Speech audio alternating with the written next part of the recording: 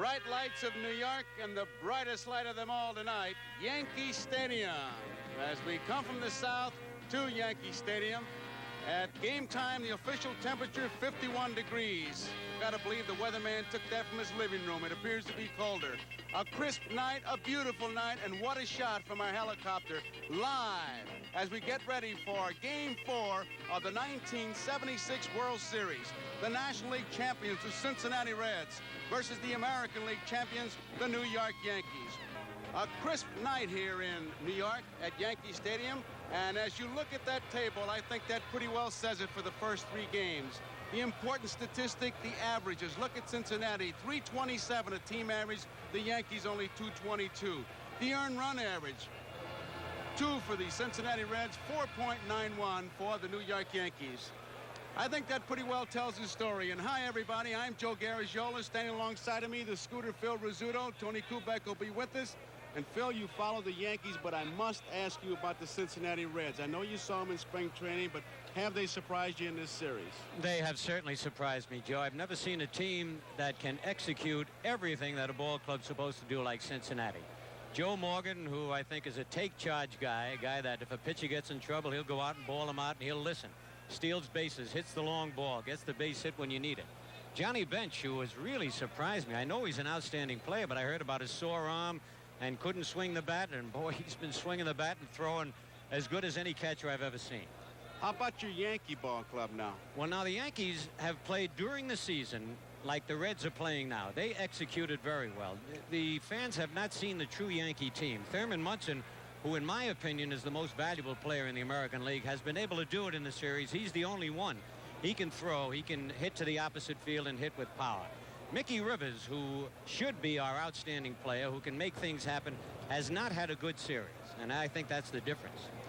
Well, Phil, you mentioned a guy named Thurman Munson. Tony Kubek was on the field earlier. He was talking to the 2 captains, the captain of the Cincinnati Reds, Pete Rose, and Thurman Munson. First, Tony talks to Pete. I think the Reds have proven they can play with any team equally in the history of baseball. That's been shown last year and this year again. But you've got a chance to sweep this series. How do you feel about that? No one's ever did that, Tony. Swept the playoffs and swept the World Series since it started in 1968 or 69. But I like to think we have one of the best teams of all time. But the 27 Yankees were great. The 61 Yankees were great. The Dodgers were great in those years. And I just hope we can win tonight because we feel we got the best team in baseball today. And the only way to prove it is to beat the Yanks 4 in a row because they got a tremendous team themselves. I'm going to ask Thurman Munson how he feels about that. Thurman, in the parking lot the other day, you were very dejected. You said your theme was being belittled.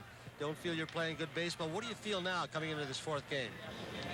Well, Tony, I don't think anybody likes to be embarrassed. You know, you come in a series and, you know, we're supposed to have some pretty good hitting, and we haven't scored too many runs so far in the 3 games. So I think we just have to go out tonight and, you know, really prove to ourselves, hey, you know, we can play balls. We know Cincinnati is a great ball club, but, you know, we feel that we have a pretty good ball club, too, and we're just going to try to make the best of it. Thurman Munson, Pete Rose, good luck. Thank you very much. Thank you.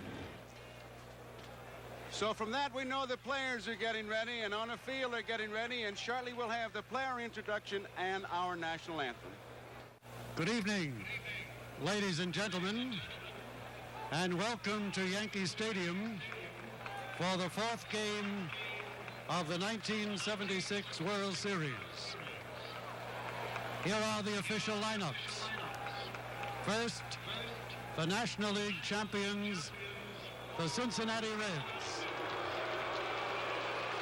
Here is the manager of the defending world champions, number 10, Sparky Anderson.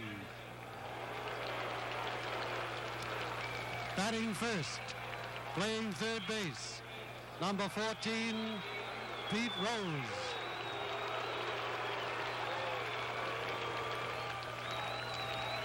Batting second, in right field, number 30, Ken Griffey.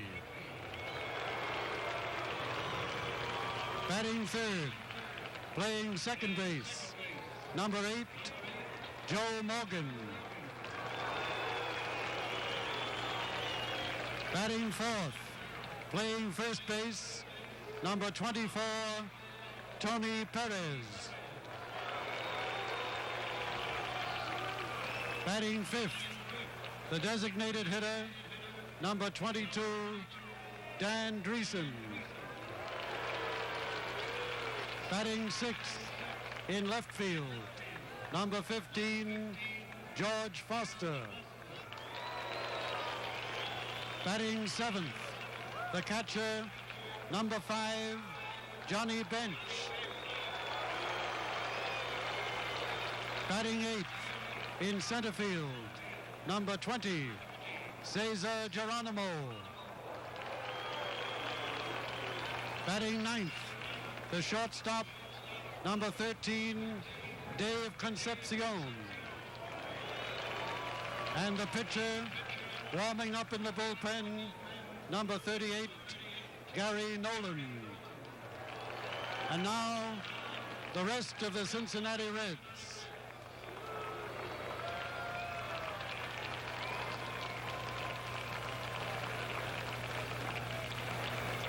Ladies and gentlemen, the American League champions, the New York Yankees.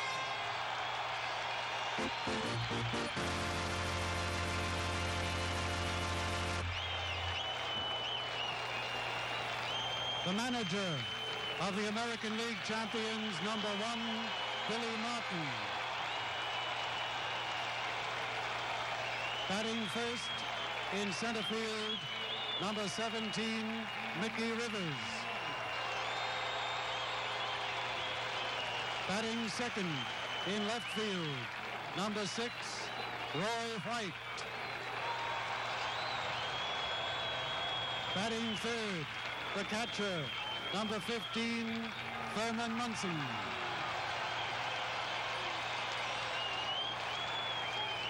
Batting fourth, playing first base, number 10, Chris Chambliss. Batting fifth, the designated hitter, number 38, Carlos May. Batting sixth, playing third base, number 9, Greg Nettles. Batting seventh, in right field, number 23, Oscar Gamble. Batting eighth, playing second base, number 30, Willie Randolph. Batting ninth, the shortstop, number 11, Fred Stanley.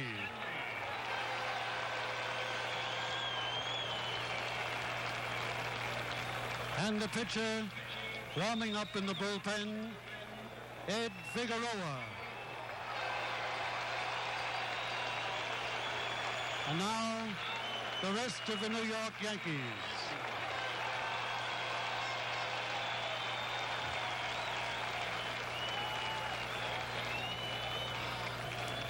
Ladies and gentlemen, will you please rise? Ladies and gentlemen, singing the national anthem tonight is musician seaman Robert B. Johnson of the United States Navy. Seaman Johnson has performed as a guest vocalist with symphony orchestras around the world in his travels with the Navy. He will be assisted tonight by Navy musicians Michael Levy and Chester A. King, both on snare drum. Ladies and gentlemen, now to honor America, our national anthem.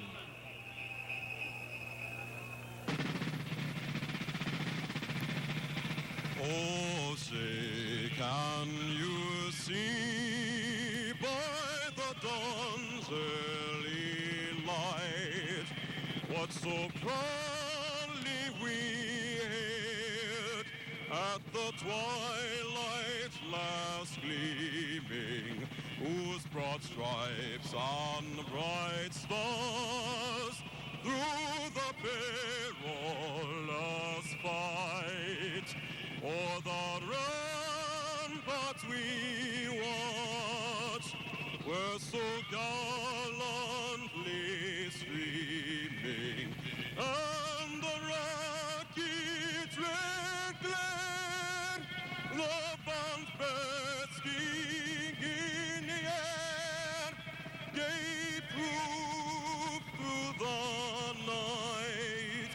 that our flag was still there.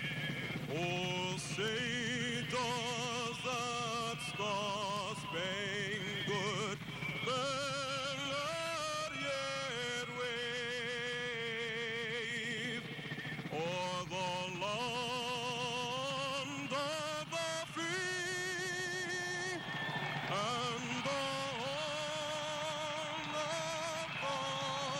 the brave.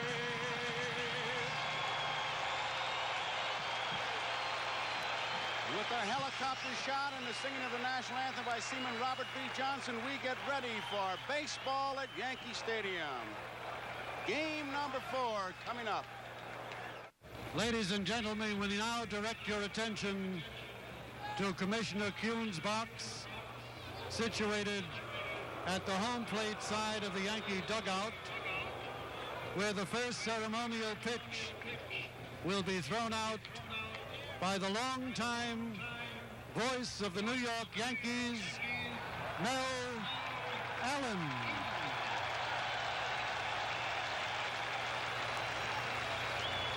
Mel Allen.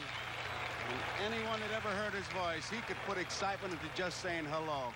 Nobody could do it like him, Phil. No way. He is the only one and only voice of the Yankees, and he had it all.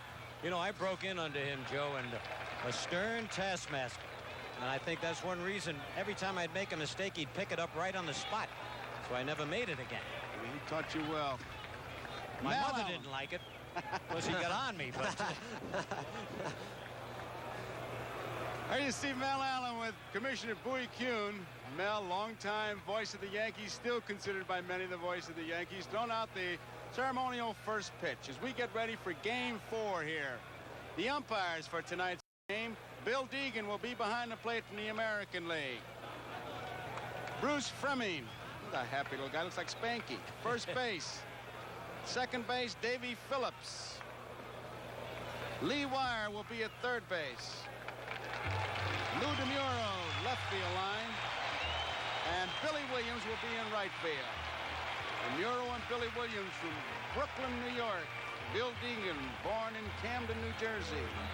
Fleming, Milwaukee. Davy Phillips from St. Louis, Missouri. Lee Wire, Imlay City, Michigan. Boy, they have really spread around, though. Wire's in Decatur, Georgia. DeMuro lives in Tucson. Billy Williams, Belmar, New Jersey. Deegan's in California. Fleming in Brown Deer, Wisconsin. And Davy Phillips, Lake St. Louis. There's Figueroa, who'll be the starting pitcher for the Yankees. Figueroa, the top winner for the Yankees this year, might have been the most consistent pitcher all year long. A lot of people ask Billy Martin, why not Holtzman? Why not coming back with Hunter? Well, we asked Billy Martin why he is starting for this important 4th game. The man on the mound right now in that quadrant, Ed Figueroa. Number one, because he deserves to start in the World Series, because he's one of my best pitchers on my staff. If I have to go to the whole bullpen tonight, I will. But Figueroa has done a great job for me, and I'm very proud of him. There was a word he used there that I liked. He deserved to start. he really did, Joe. And I tell you, he had a lot of pressure on him. The last 2 games of the regular season, they televised back to Puerto Rico, and he would have been the first Puerto Rican to have won 20 games in the big leagues. And Tony, he tried too hard. You know what happens when you try too hard. The slider doesn't slide and the curve doesn't break. So I think he's about due. In his last 4 starts, he hasn't won. So I think the averages are in his favor.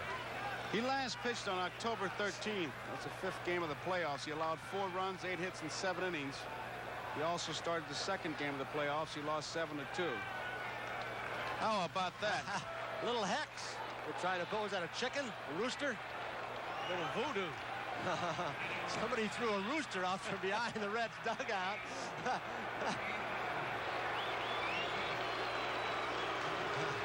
Leading it off in game 4 is Pete Rose. Pete is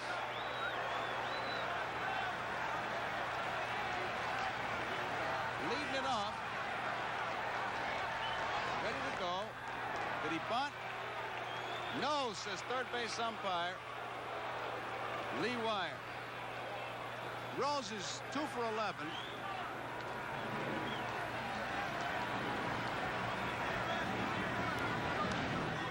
Down the left field line, a fair ball. This will be extra bases. 2-base hit, ground rule double. That was 2-base hit all the way for Rose. I was just going to say, Joe, the Yankees have kept Rose and Griffey off the bases early in the ball game, and they were the men that was supposed to get on and score a lot of runs. Now they're getting on, so it's going to make it that much tougher for the Yankees. Well, here is Griffey. Heard you talking to Joe before the ball game, and the little spot you did, Phil, talking about the great execution, the power, the speed, all those combinations. Here they've got a chance right now to see if Griffey either drags a bunt or pulls the ball to get Pete to third with less than 2 outs. He's pulled Nettles into third.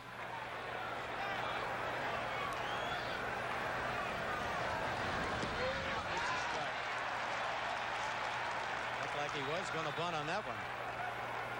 Is he a pretty good bunter, Tony? Excellent. Nettles is in no man's land, isn't he, guys? He sure is. If he comes in too quick, Rose will come down.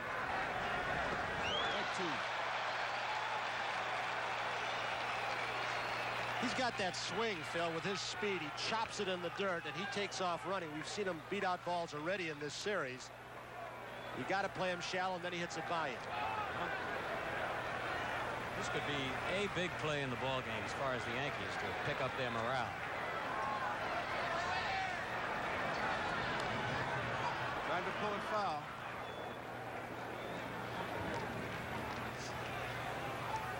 Count remains a strike 2. Front of home plate looks like it's been pretty well soaked with Figueroa pitching, a sinker ball pitcher. If he hits that artificial surface swing, he's liable to get some grub worms there. It's pretty soft.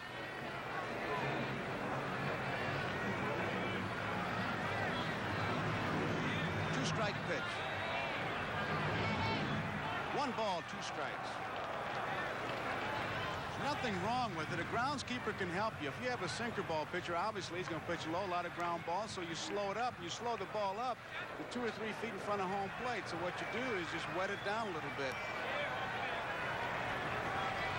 In a ball club, you can bunt. You just put an extra coat on the foul line to hold the ball in. Bouncing ball. Rose is going to go to third. They got a shot. They got him trapped. And now he's motioning for Griffey to move over. They may have a double play. Missed him, but he's out. Out of the baseline. Says the second base umpire, Davey Phillips. And so the Cincinnati Reds, for the first time this series, pulled the rock. There it is. Look at it again. Not too good a base running by Pete Rose. Stanley very alertly gets the runner. Now they do the right thing as opposed to the other day. Look at Pete signaling for Griffey to come over. That's it. One throw, they got him, and they've got Griffey hung up. You know, nobody went over to cover first base had he gone back. He's got 3 feet from the line of the tag there, and he went farther than that. Phillips called him out. Boy, I tell you, that could pick the Yankees up for the first time in the series. Here is Joe Morgan. Strike 1. I tell you, that looked like a fire drill on a rainy day. Everybody was moving. If you're scoring, that play went 6-5-3-4. Rose was trying to coach Griffey to come on over there. But Nettles made the play perfectly. As Tony pointed out, 1 tag, and then they got Griffey. 1 ball and 1 strike. Phil Figueroa, the hardest throw on your staff? Starting pitchers? Oh, yes, absolutely. This year, Catfish was last year, but he didn't have, he had trouble with his arm this year, a little tendonitis. 2 balls, 1 strike, 2 outs, nobody on. Ball game just getting started. Chambliss surrounds it. Takes it himself, and the inning is over.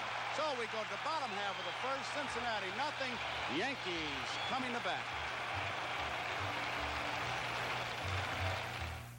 There you see Gary Nolan, 15-9 in 1976, a 3.46 earned run average. He was 15-9 in 1975. How about his control, Joe? Great control. He's had exceptional control each of the last 2 seasons, leading the regular National League starters each year with an average of only 1.2 walks per 9 innings. Even better average in 1976. Only 27 base on balls, including 3 intentional in 239 innings. And here comes Rose in again, moving in closer. He's closer than ever. He really is. Every ball game he's moved another step or two in on Rivers. Let's see if Rivers tries to peck it by him or goes to swinging like he should. Look at that. He's right in on top of him. Foul ball. Upper deck. Maybe Billy Martin had a little talk with Rivers. Rivers can whip the bat like that. And I tell you, that Foster's playing very shallow and left. Nick has hit many balls one hop off that left field wall. He's opened his stance, Phil. Yes, he has. He's facing the pitcher more than he was the other games. Curveball misses. 1 ball, 1 strike. If Pete Rose gets any closer, he'll have to put pinstripes on.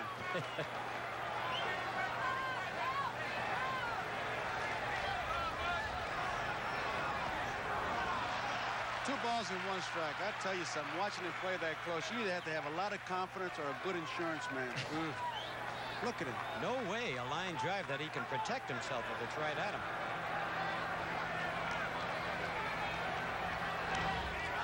Popped up. Pete Rose and Concepcion. Now Concepcion takes charge. 1 out. This telecast is authorized under television rights granted by Major League Baseball solely for the entertainment of our audience, and any publication, reproduction, retransmission for commercial or other use of the pictures, descriptions, and accounts of this game without the express written consent of Major League Baseball is prohibited. Here's Roy White. He's 2 for 10.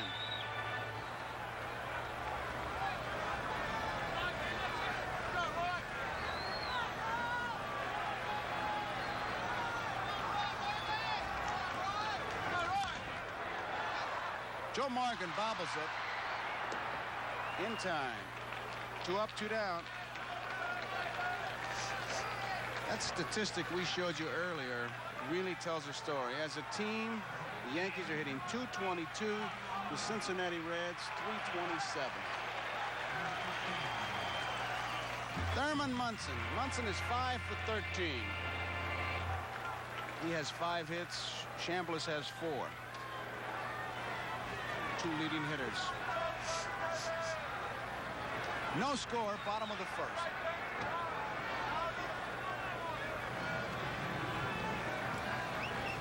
Munson almost needs a building permit when he goes in there, doesn't he?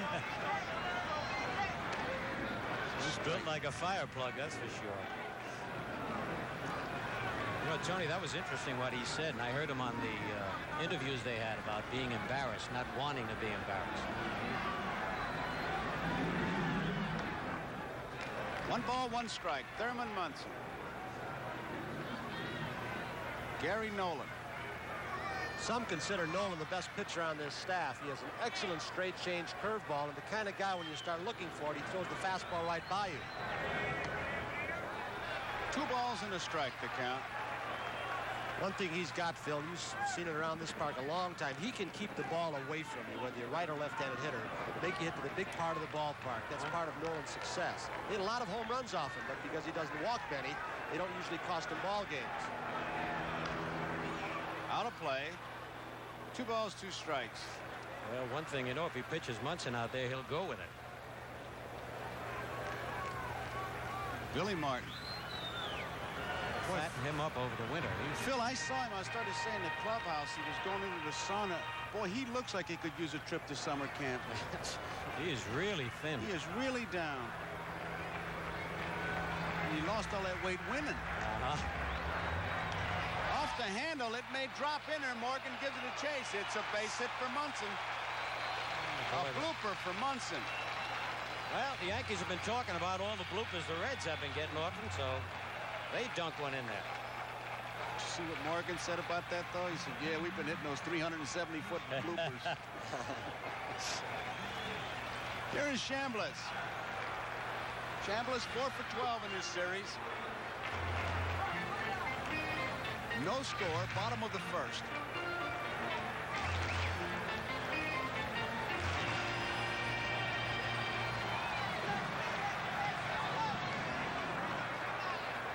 Ball 1. The Yankees have been looking for somebody to pop one early to get them out ahead in one of these ball games. Give their pitchers a little break. Not so much pressure on their defense either.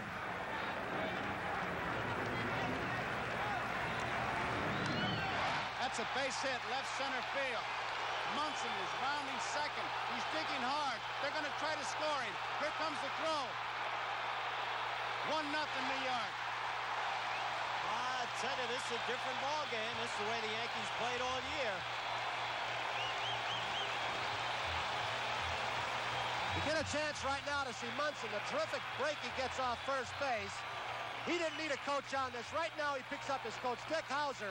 Geronimo, in spite of his strong arm, did not give Davey Concepcion a good relay throw. It was a hopper to him. Here comes Geronimo's throw. Look at that. Geronimo's arm's usually stronger than that. A little bit offline, setting up on that cutoff play. They took the indirect route, Phil. Yep. Good hustle by Thurman. The Yankees, for the first time in this series, have taken the lead 1-0. Chambliss is on at second with the double, and Carlos May is the batter. May is 0 for 6.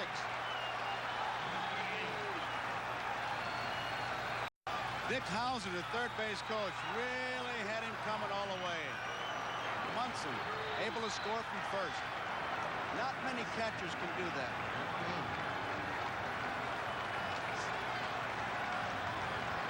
This crowd looking for something to root about. They got it early. Up the middle. Concepcion, a fine play to throw in time. What a play. Saved the run, took a base hit away. Dave Concepcion. So at the end of an inning, it's New York 1, Cincinnati 0. Once again, as other times this series, we see a great defensive play by a Cincinnati Red. This time Concepcion to save another run. I don't know who could have done that other than that guy. Tony Kubek's the only other shortstop, and I know I couldn't. That guy is unbelievable. so quick and so fast. Strike one to Tony Perez. That ball was by him, guys. Oh, I know it. Got it in between hop, too, Phil. Bad hop, too.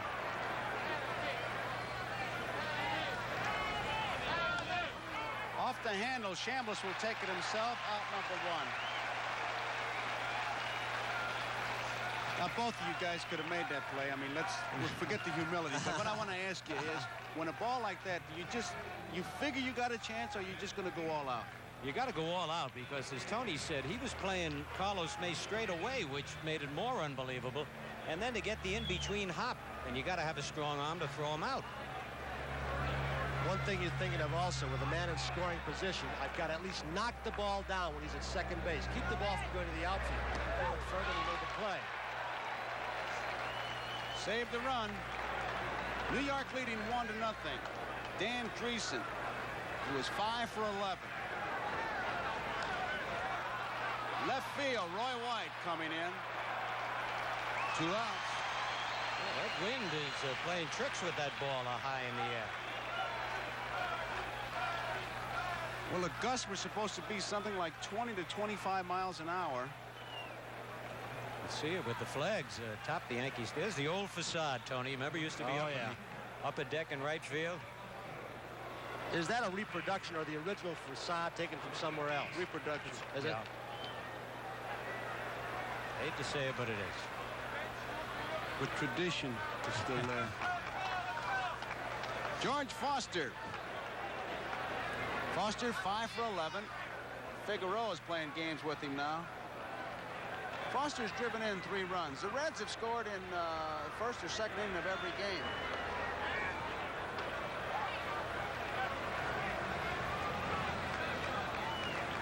Foster's like Munson. He makes all pitches wait, doesn't he?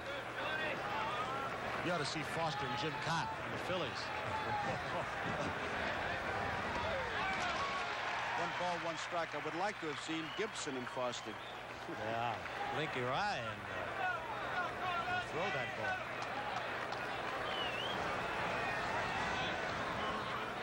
Two balls and a strike.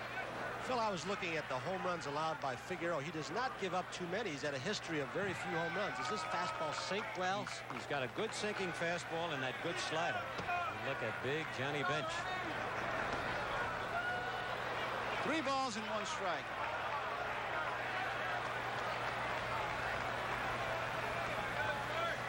So you said big Johnny Bench. He's going to do a benefit with Bob Hope. We'll tell you about it a little bit later on, more about it, but he's going to sing Big Bad Leroy Brown. That's his hit song. Gotta hear that. Foster outside, draws the base on balls. It puts him on and brings up Johnny Bench. Bench 6 for 11. He was the victim of that great play by Grant Jackson, who told me he did that a lot. No. That's what he said. I started laughing. He said he caught one in the back of his knee off Perez, a line drive. Just where his knee bends, he said the ball's stuck there. Grant Jackson backhanded that ball on him. 1-0, New York leading, top of the second inning. 2 men out. Foster's at first.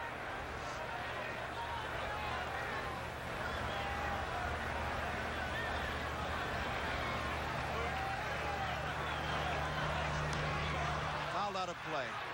Phil Figueroa looks very deliberate as he lifts his leg up, giving the runners a lot of time, which may make it a bit tough for Munson, who may be going out there now to say, hey, if you're going to lift your leg up that slow, you better back up third. Well, you're absolutely right, Joe. Thurman has to remind him about that. Very few of the Yankee pitchers can hold runners on, even the left-hand pitchers we have. And it makes it more difficult for Thurman. He's been charged with a lot of errors because he's had to get rid of the ball. You know, as you know, you don't steal on the catcher, you steal on the pitcher. 1 strike to count.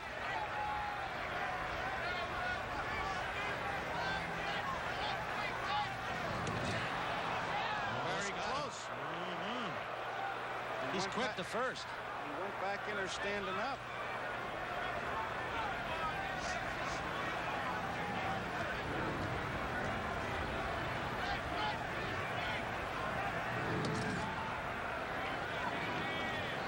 Bruce Fleming, the umpire.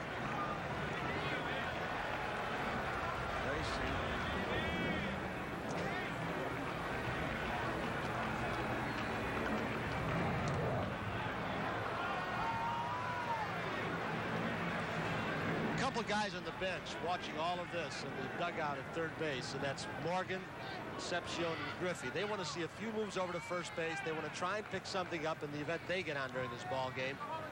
They don't miss much. There you see Rose and Perez.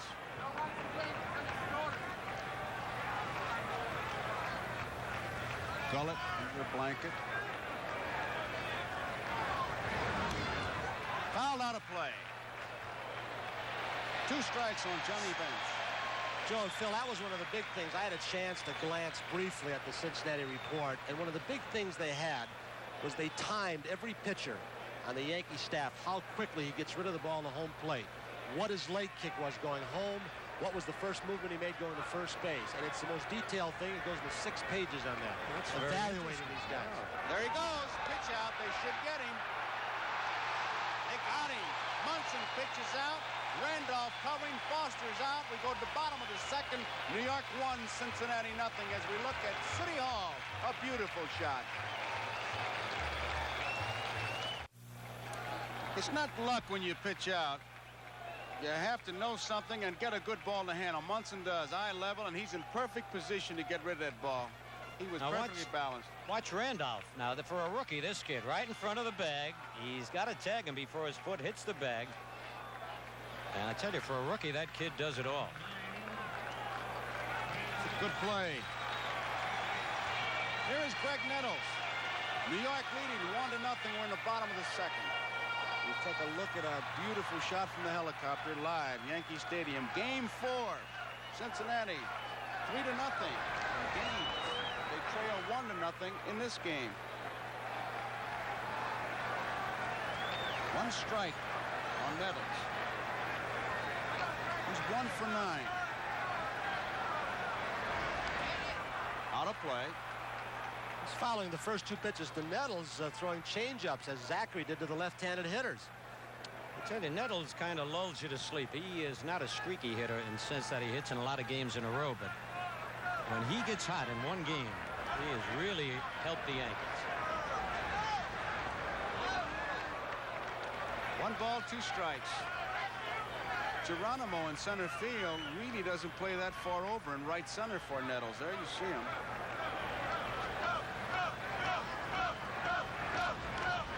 Didn't mean to swing. Nolan. Perez 1 out. Boy, that makes you mad when you do that. It's that changeup. What do you throw? Every pitch a changeup? Seemed like I think he threw 4 of them. One out, Oscar Gamble is the batter, and we pause briefly for station identification. This is the NBC television network.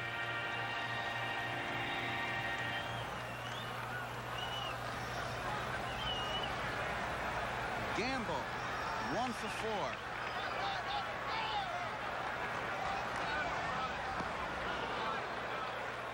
Strike one. Mel Allen, longtime Yankee announcer, threw out the first ball. Joe DiMaggio threw it out last night. DiMaggio in the ballpark tonight, along with the great heavyweight champion, Jack Dempsey. Popped up. Pete Rose. The way he slaps at this ball. I didn't have nerve enough, did you? Oh, that scared me. 2 outs. And it brings up Willie Randolph. Randolph is 1 for 10.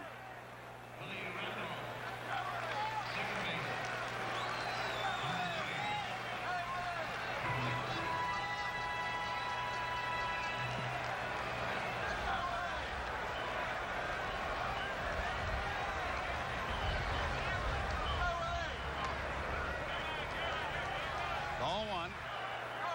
Well, Joe, this kid had a great shot of being the Rookie of the Year, and then he was hurt 3 different times. And Munson says they got to toughen him up. Shallow center field. Geronimo coming in and makes the play. He thought that ball was hit much harder. That ends the inning. At the end of 2 full innings, New York won. There you see it. If you've ever been in New York, our helicopter is coming from the south towards Yankee Stadium. Beautiful sight. Here, Johnny Bench.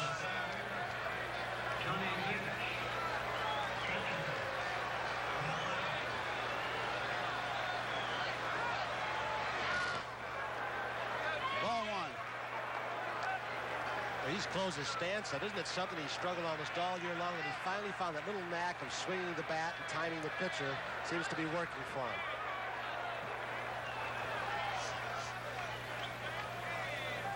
I think that's great when you can adjust, when you're having a bad year and you try something different.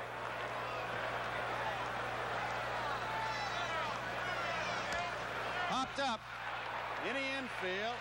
Randolph is taking charge. Bench is out. I think he got away with a pitch there.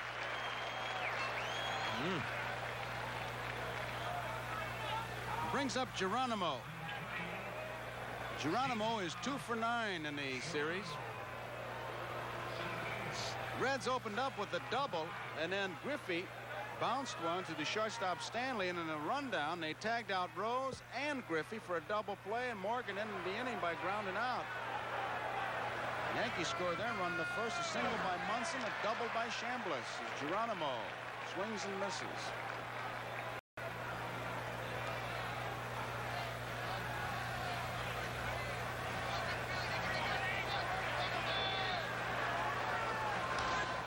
That's a base hit, left center field. Mickey Rivers cuts it off, stumbles a bit, but Geronimo a big turn. And boys, get the track shoes out because you know they're going to be going. That guy right there, Geronimo, originally signed with the Yankees. He was down at Fort Lauderdale, and then he was drafted by Houston. How'd they let him get away? Oh, I don't know. Boy, it's a good thing he's the strong silent type too, because he wouldn't have a chance to give any press conferences with those other guys on that court. That's right. They really got him over there. They love it. 1-0. New York leading 1/3. 1 man out, and Concepcion takes a good look at Sugar. Geronimo time. They had a play on. He's just not sure. A little groundskeeping in the first base area. Well, They couldn't have done that too. Wet that area, could they, Phil? they certainly could have. I'm not saying they did, but they're trying to hold the speed down. You talked earlier, Joe made a good point about the soft spot in front of home plate. That obviously is wet.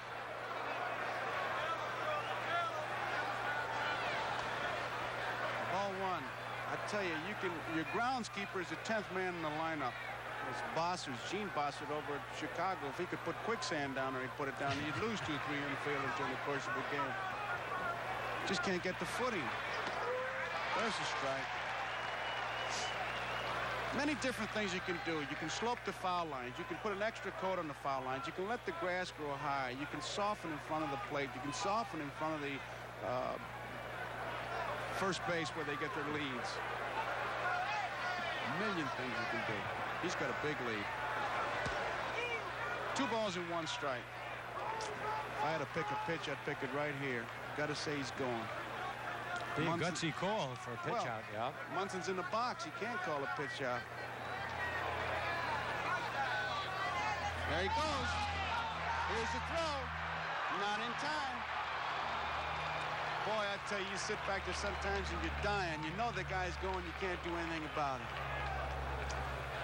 It's an excellent job. Figueroa never gave Munson a chance. Stanley was covering this time, thinking Davey was going the opposite way. He beat the pitcher that time, Phil. Oh, absolutely. That's, as Joe mentioned, Figueroa lifts that leg up and hesitates. And Munson had to get rid of it too quickly. I think a real good throw would have gotten him, Tony. Could have been close. But when you have to get rid of it so fast, you got to give up accuracy. You throw it in hope. That's a 6th steal for the Reds. 9 attempts. 1 man out. 3-1 to count. Out of play. Would you have ever pitched out in a situation like that, Joe? Only if the manager would let me and tell me. I would look over and ask him, can I pitch out? Because I tell you, if he doesn't run and the pitcher loses the game, he'll blame it on that pitch out. That you threw his rhythm off and all that. The worst thing you can do is call a pitch out. The only guy give you a lot of back, and he's listening tonight, is DeRocher. DeRocher was good to catchers.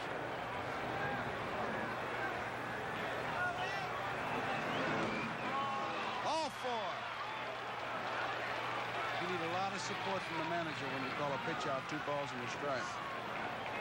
Does Billy call most of them on this ball club? Yes, he does. He does. A lot of managers, when you look over there, they're at the water cooler. Not Billy. No, he's in every pitch. There you see Billy Martin and the Yankee bench. Cincinnati with a threat. Geronimo is on at second. Sparky Anderson. Joe Morgan. Pete Rose, who doubled his first time up. 1 man out. Strike.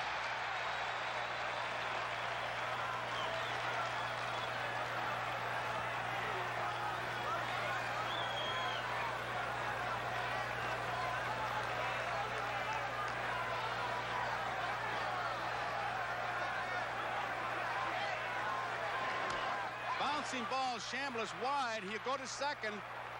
Throw to third. Close. Nice play by Stanley. So that puts Geronimo at third, Rose at first. Here it is again, Phil, and I got to ask you, did you ever get a guy at third base on this ball? I tried it several times, never could get somebody. Yeah, I got a couple of guys, Tony, but they were taking that big turn, which you have to do. You know, that was a good play by Chambliss, too. I didn't think he was going to go with that runner going, and a big lead Concepcion had at first base. 2 men out. Geronimo is at third. Rose is at first. New York leading 1-0 when the top of the third. Ken Griffey, the batter.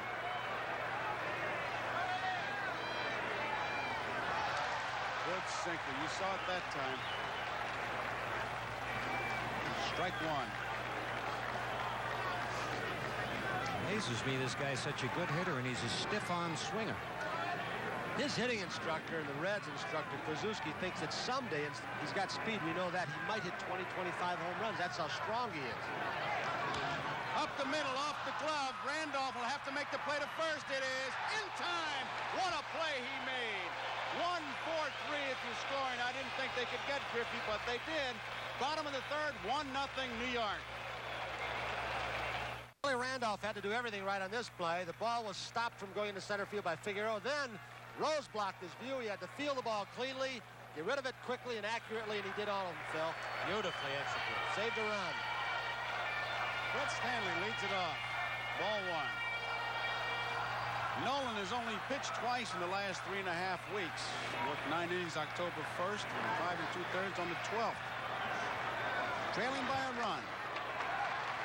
Ball 2. He doesn't walk many, as we pointed out. Exceptional control. With 1 walk per 9 innings in 1976. Ball 3. If anybody can get it, Stanley. He's a very patient hitter. It's like Roy White, Tony.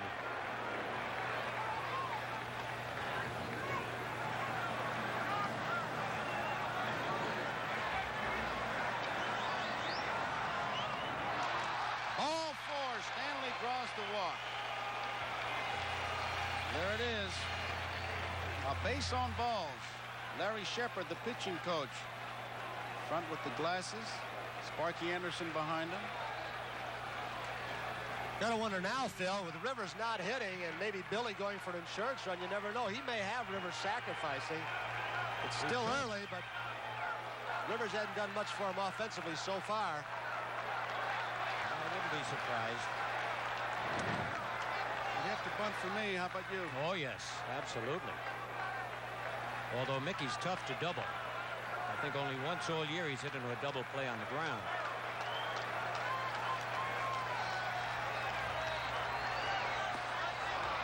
Strike one. Boy, there's a tough play for a base runner. And the guy tries to bunt that way. Alan Roth points out that during the season, Rivers had only 2 sacrifice bunts. He doesn't bunt to sacrifice. He tries to beat him out. Popped up. Foster in left field taking charge. Comes in and makes the play. So there's one away. Stanley's at first. 1-0, New York leading. Bottom of the third, Roy White the batter. White bounced out. Morgan to Perez back in the first inning. 2 for 11 in the series. I'd like to see Billy start a couple base runners here, Phil. Maybe pick an opening in the infield, get somebody covering. White can handle the bat well. He's got Stanley down there with fair speed. That's right, and Roy doesn't strike out much. That's how the Yankees won the pennant, really, running the first 3 quarters of the season.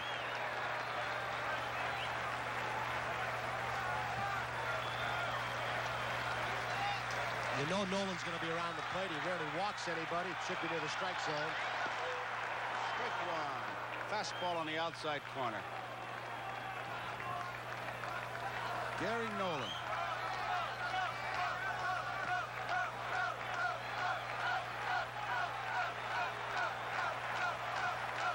Stanley at first, 1 man out. 1 ball, 1 strike. Dick Hauser coaches at third. He gets his signs from Billy Martin. Elston Howard coaches at first. Deep to right center field. Geronimo and Griffey, they got room. Griffey makes the play on the warning track. 2 outs. Just made him reach for the ball a little bit, didn't he? The ball may have tailed away, and he just had to flick at it at the end. Here is Thurman Munson. Munson singled to right his first time up. Came around the score when Chambliss doubled into left field. That's been all the scoring so far. We're in the bottom half of the 3rd inning. 6 for 14.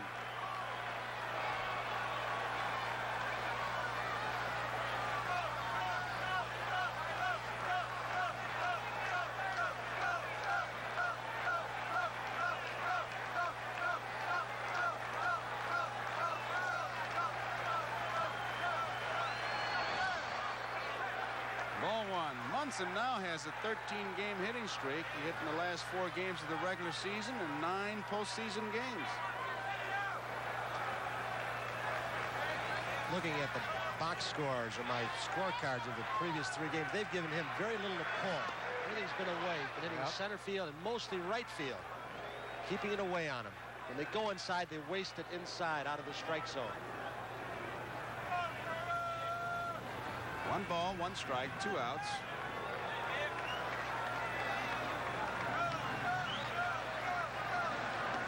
Curveball misses. 2 balls and a strike.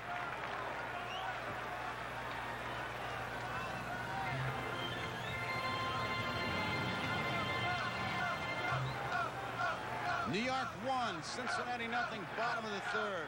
Stanley, a lead at first. Line drive, base hit, right field. Stanley is rounding second. He's going to hold up. Munson, another base hit. 2 for 2 tonight. Fred Patek, in the first show we did on the baseball world, said with men on bases, he just goes to right field. He's a tough man.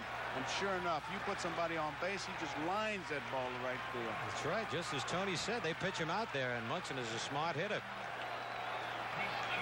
Here is Chambliss, who doubled to drive in the Yankee run. 5 for 13 in this World Series. He's got a hitting streak.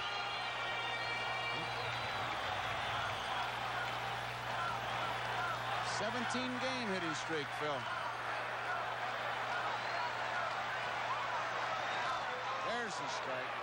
Let's not cheat him, Joe. Look, tonight he's got an 18-game hitting streak. What a talent teaching another how to add, right? He always was a better counter than me.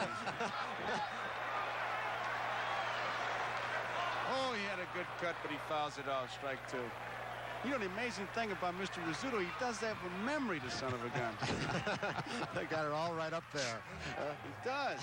You look at his scorecard. G-O, F-O, W-L, which means wasn't looking. It's amazing. He does it from memory. He's right, an 18-game hitting streak. Nolan taking a little bit of time out there. 1-0, New York leading bottom of the third. 2 out. Stanley's at second, Munson's at first.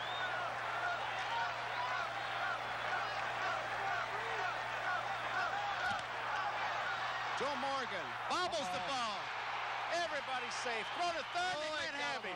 Just did back. Morgan bobbles it, and he laid back and got caught. The ball played him.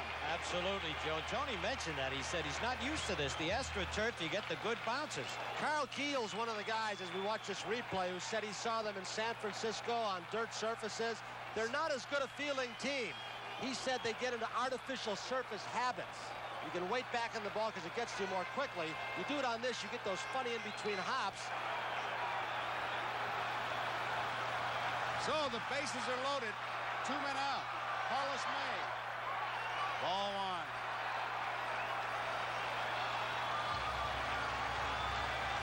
Stanley's at third.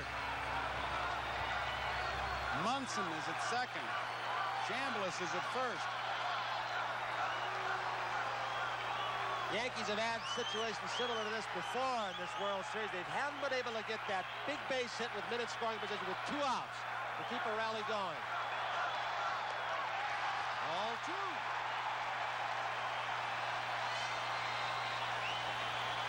Carlos May, crowd really whooping it up. May was robbed of a base hit by Concepcion in the first inning and saved the run. He's looking for his first base hit in this World Series. Right. Bases are loaded. 2 men out. Bullpen started for Cincinnati.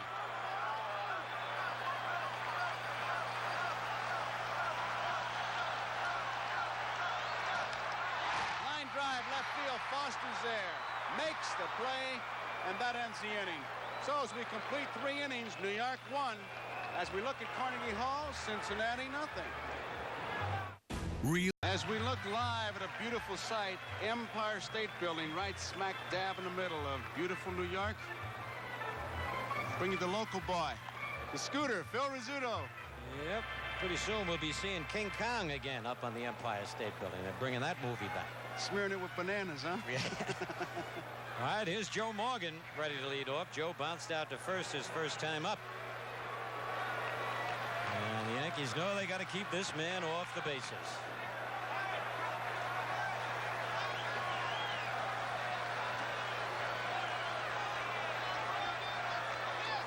Nothing. The Yankees lead.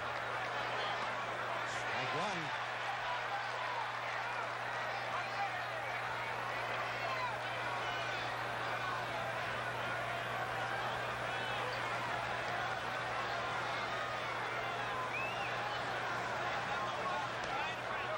1. One of them.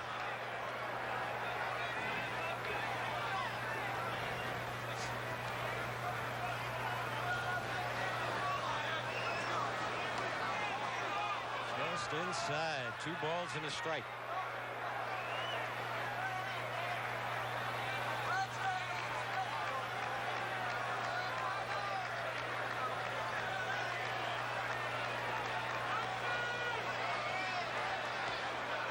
Three and one. When we see that shot right there of how well he controls the strike zone, I know I've said it before, but Cecil Upshaw has the best description. His eyeballs are just not that far from the ball, even on the low pitch. He can really control it. He's so compact. That is a great shot when you get this close up and see Joe's eyes. Really looks him over.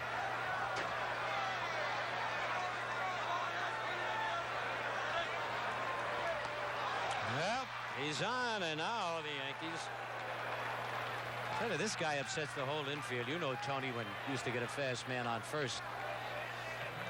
You cheat a little bit more at second base or shortstop, get a little bit closer to the bag. It opens up a hole. Third baseman comes in on occasion.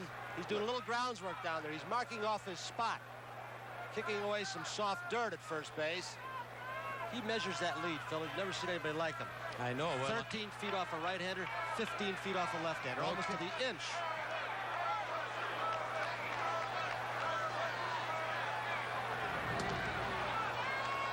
They're always got to do that. Maybe quick pitch once in a while with Tony Perez up. Perez bounced to first his first time up. Yanks lead 1-0, top of the 4th. Nobody out. Line to left center. Rivers, though, is going to get it. And Morgan, well, look at the long throw by Mickey. That's the best, almost over the head of Chambliss. That's the best throw Rivers has made all year.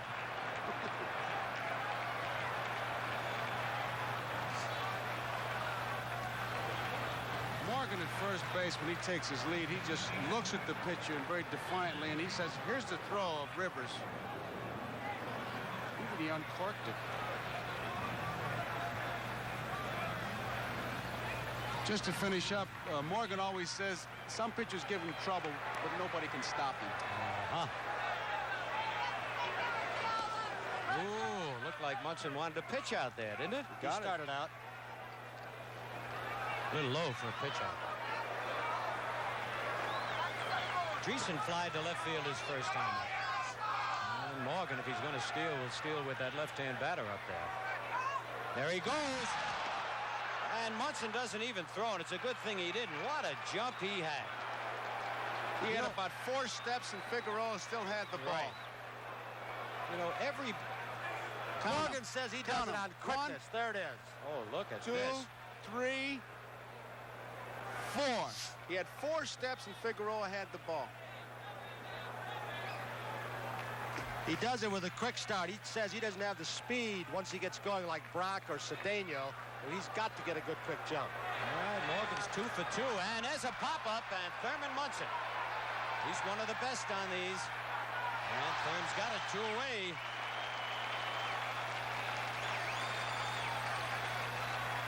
Well, Morgan, 2 out of 2 in stolen bases, but there are 2 out now. And George Foster, who walked and was caught stealing in the 2nd inning.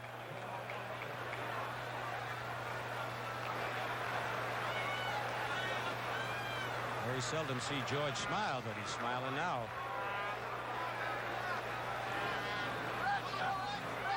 Tell me, this guy's really built. Power, speed. He's about the most low-key guy you'll ever meet. Ball 1. 30-inch waist. Oh, it's like Charlie Keller. I think I was in the 4th grade the last time I had a 30-inch waist. Line, base hit to left field, and Morgan will score. It's a tie ball game. White will not even throw to the plate, and Foster hit that so hard. Stanley thought he was going to get it. Look at Stanley, hands on his hips. It just took off. Another instance of the speed of this ball club. White doesn't even try, so they've cut off a run defensively when Concepcion made a good play. And now with the speed on the stolen base and the good jump off second base by Morgan, they tie it up. Well, at Foster's 4th RBI of the series, you can see why he led the National League and runs batted in. Well, that was a great shot we had on the replay because you saw it come off the bat and you saw how close Stanley came. Yep, game of inches. So it's all tied at 1-1, and Johnny benched the batter. Johnny popped to second base his first time up.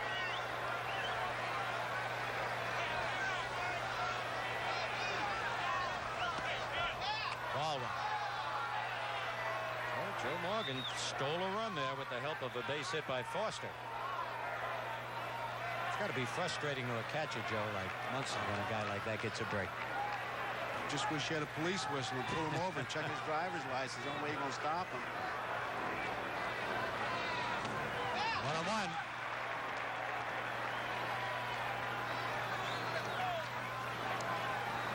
Each team with 1 run and each team with 3 base hits.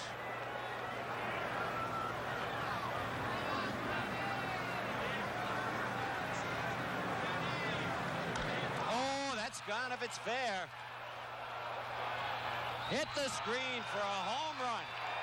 Johnny benches just put the Reds out in front 3-1.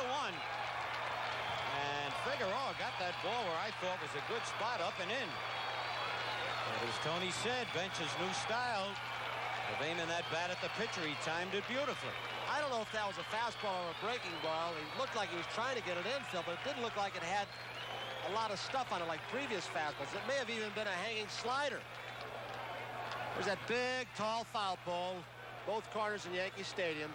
A lot of arguments before they put those up. Geronimo singled and stole a base.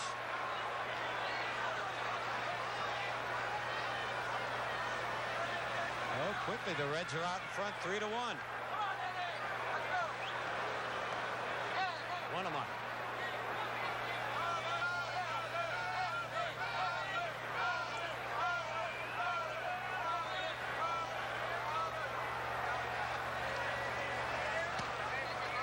One ball, 2 strikes. Cary Grant show and Cary Grant, gray-haired gentleman.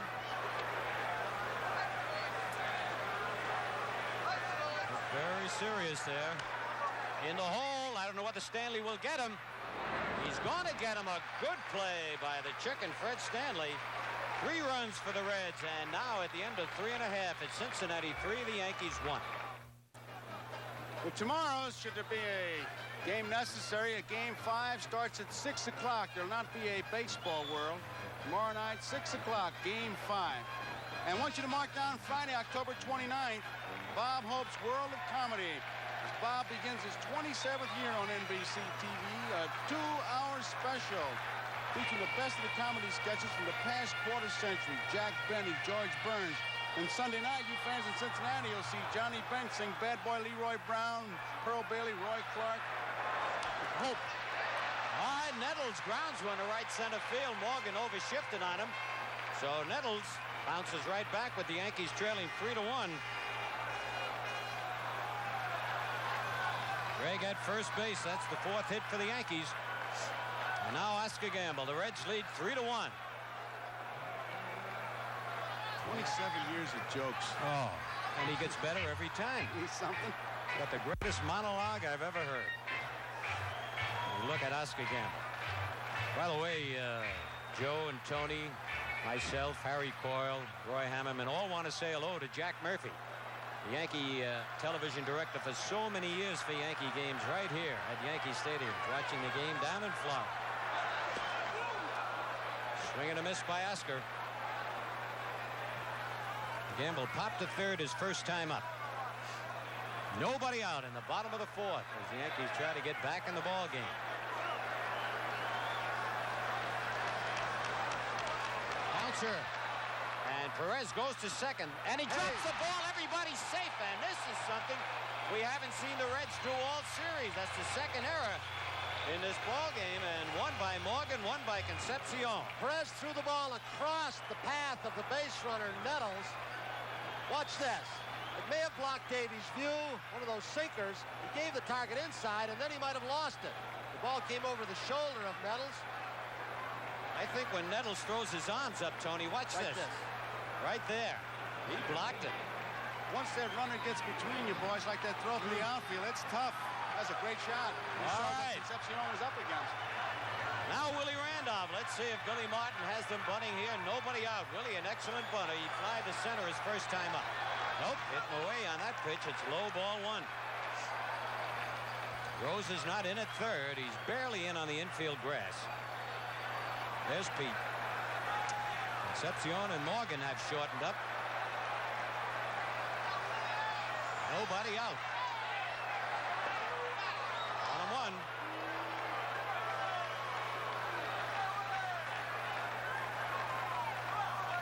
Gary Nolan.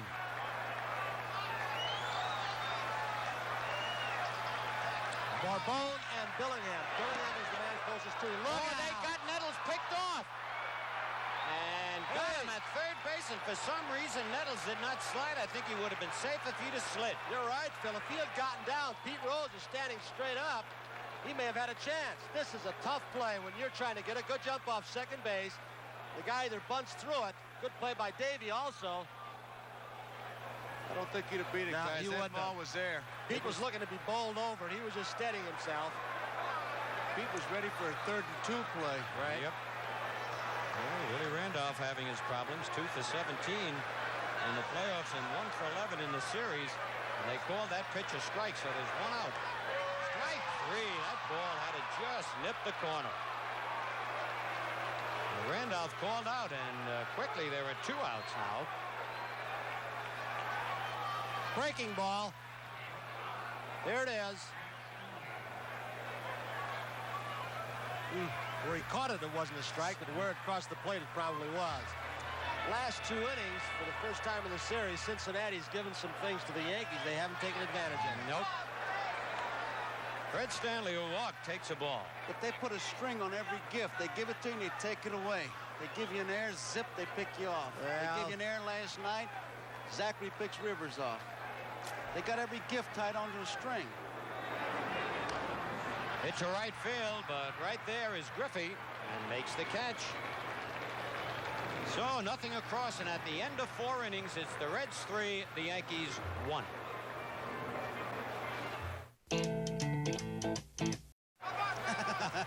I never saw one like that.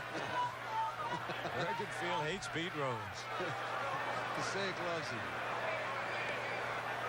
Concepcion wants Deegan to look at the umpire at the ball. On deck, Pete Rose.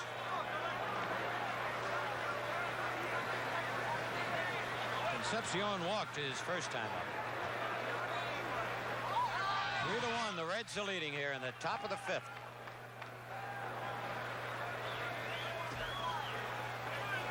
First 3 games, the Yankees didn't get any breaks here. They've had 2 or 3 breaks, but haven't been able to take advantage of it. A bouncer. And Nettles throws him out. 1 away. That might have been tough in Cincinnati. That ball might have bounced over his head, Tony.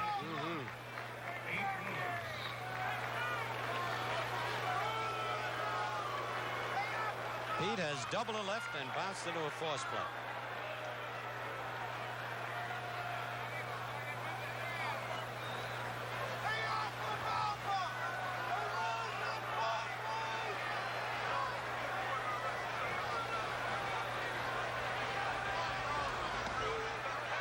Strike 1.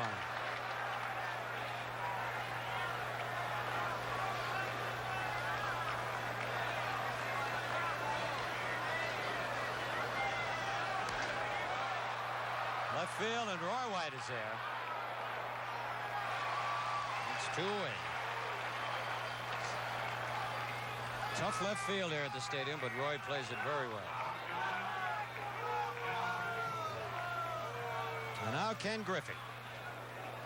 Bounced into a very unusual double play as we look at that big left field area out there that Roy has to cover. And then was thrown out on a good play. Smash off Figueroa's glove, and Randolph threw him out. Strike 1.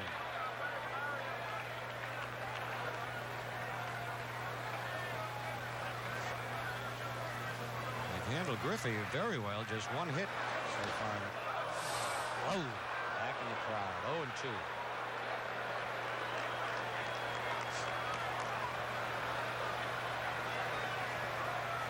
Just no rest for a pitcher, is there, with this ball club? With the DH, 9 hitters, 9 runners. Yeah, look like 0-2. Foul the changeup back into the crowd. Last inning, it looked like Figueroa was out of the jam. Morgan on second and 2 out. Single and a homer. And the Reds are out in front 3-1. Just got a piece of it.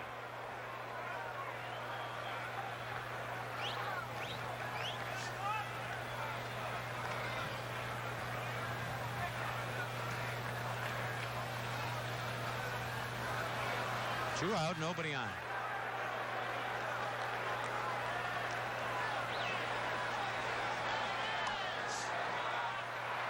Nettles makes the catch. So they're down in order, and now at the end of 4 1/2, it's the Reds 3 and the Yankees 1. Well, you see Robert L. Howsam, the president of the Cincinnati Reds. Next to him is Mr. Lewis Nippert, who is chairman. I'll say one thing for old Bob. The weatherman said it was 51 degrees. You couldn't prove it by him. All right, Mickey Rivers to lead it off. Mick has popped a short fly to left. Cincinnati gave the Yankees 2 big breaks in the 3rd and 4th inning. Oh, he fooled them on that change. It's unbelievable that Rose can take that bat away from Rivers the way he's done this whole series. Gonna have to put blinkers on Mickey so he doesn't look at Rose. Try to slap that by him, and it was in on him. He's just made him change his hitting style completely, hasn't he? Just forced him into it, psyched him out. Well, Pete's left, and he knows it. He's gotten away with it for the whole series.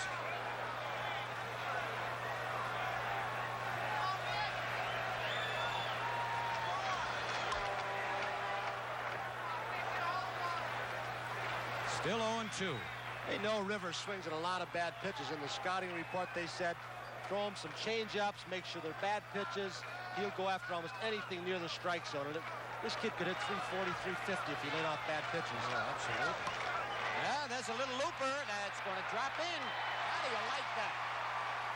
Tell you, the Yankees getting every break imaginable tonight, but they've got to take advantage of it sooner or later. Yankees have had 3 bloopers tonight. Straight change of pace. Rivers fooled, but he had enough left to just dink it out in right center field, or right field. All right, Roy White has bounced to second and fly to right.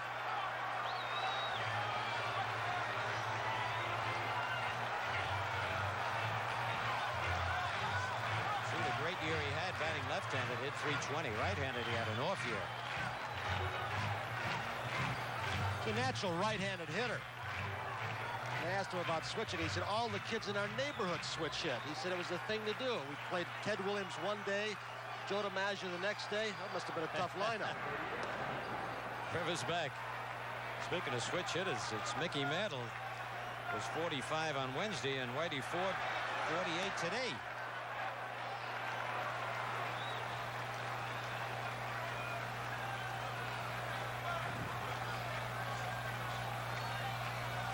One ball on Roy White. Nobody out. Reds lead 3-1 here in the bottom of the 5th. 1-1. I don't think Nolan throws anything down the heart of the plate. Quite a story, Phil. A couple of years ago, they thought he might never pitch again. Something troubling his right shoulder. They say every ball game the last year and a half, he's gotten a little bit faster.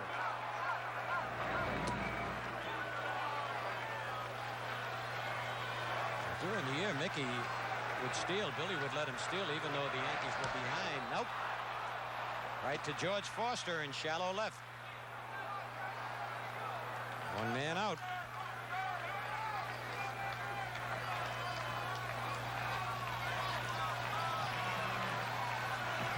Yeah, that'll bring up Thurman Munson. I tell you, he and Chambliss have been doing it all for the Yankees in this series. 2 for 2 in this game. I scored the Yankees' only run. That was back in the first inning.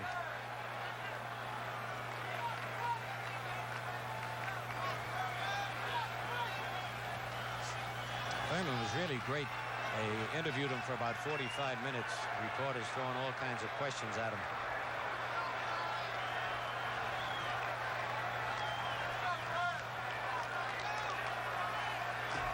One man out.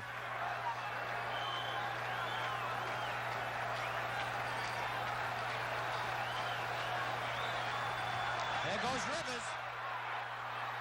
Oh, no, Mickey that time really got a running jump, and I tell you, Nolan never came to a stop that time. He came down and pitched right away. Watch this. Let's watch Mickey. Nolan with that high knee kick. I don't know who can run faster than this guy once he gets in full gear. Bench made a perfect throw, but he just outran the ball. Yep. Here he comes right at you. This is what you'd see if you're taking the throw down at second base. With that first shot that we had, you could count the steps, and you can't give the guy 4 steps and still hold the ball and throw him out. Even Johnny Bench can't do that. And that was the first Yankee steal of the series.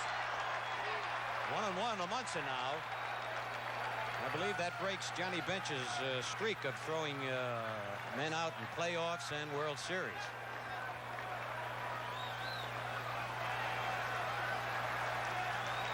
First steal in 26 consecutive games. Postseason game. All right, 1 out. 3-1. The Reds are leading here in the bottom of the 5th. And Munson gets another base hit. And Rivers will score. It is 3-2. And Munson has, along with Chambliss, been the whole Yankee attack. Thurman, Munson has got that golden bat tonight. Joe Morgan felt very mad at himself. He was kicking the dirt. He took a couple of steps to his left just as the ball was pitched. Gary Nolan got a little too much of the plate. Munson hit it up the middle.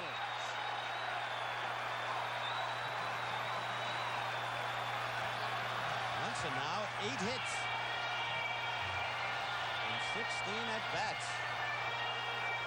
There it is, 3-2 Cincinnati, and Chris Chambliss, who doubled to drive in Munson in the first and reached on an error in the third. 1 out. And line to left center field, but Foster's right there. Boy, did they play him perfectly. 2 out.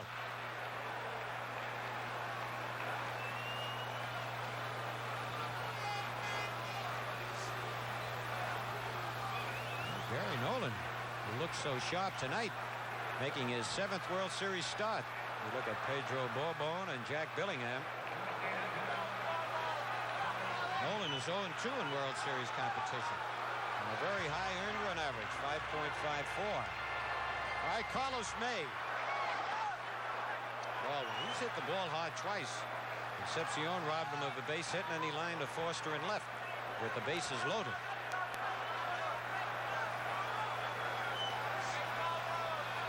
Munson's a pretty good base runner if Billy wants to turn him loose. Right at Morgan. Throws him out, but the Yankees pick up a run on 2 base hits, and now at the end of 5, it's the Reds 3, the Yankees 2. There's the picture swing of Roger Maris. We hit his 61st home run October 1st. Red Sox, 1961. The pitcher was Tracy Stallard. As we look at Lee McPhail, American League president, on the left, and Hall of Famer, former American League president Joe Cronin on the right.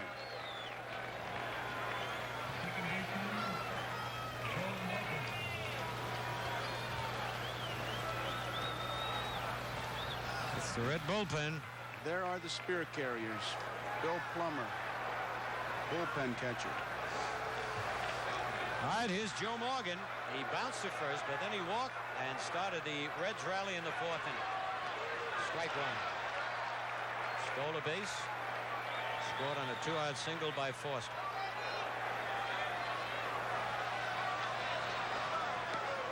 Strike 2. Joe thought it was outside.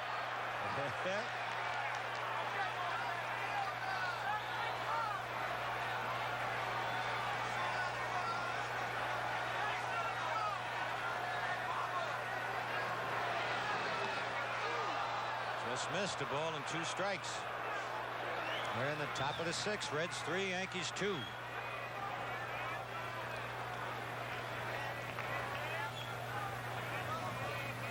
Ed Figueroa.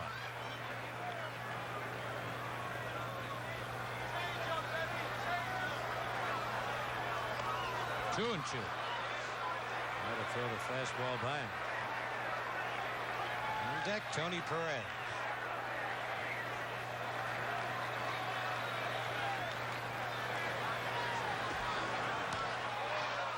Off the glove of Stanley. Just got a piece of it.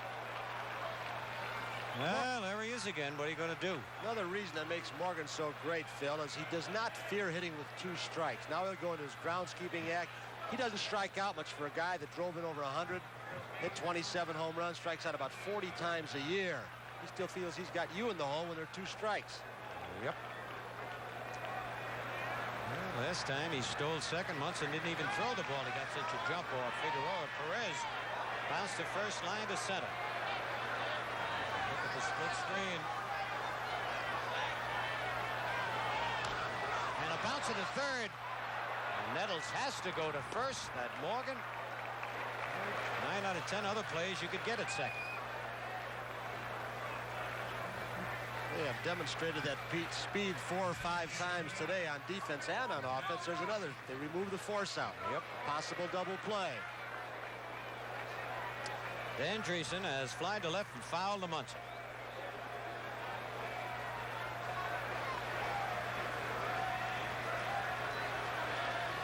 One man out in the top of the 6th. The Reds 3 and the Yankees 2.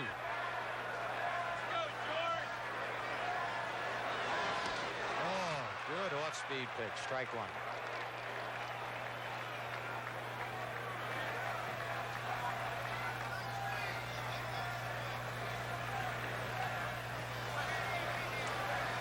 Better keep your eye on Morgan.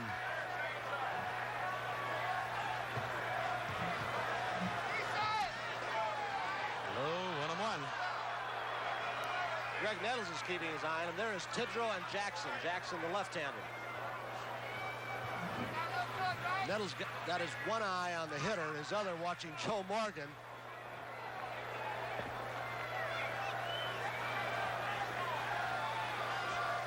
Morgan to keep talking and then take off. Good pitch. All in 2 strikes.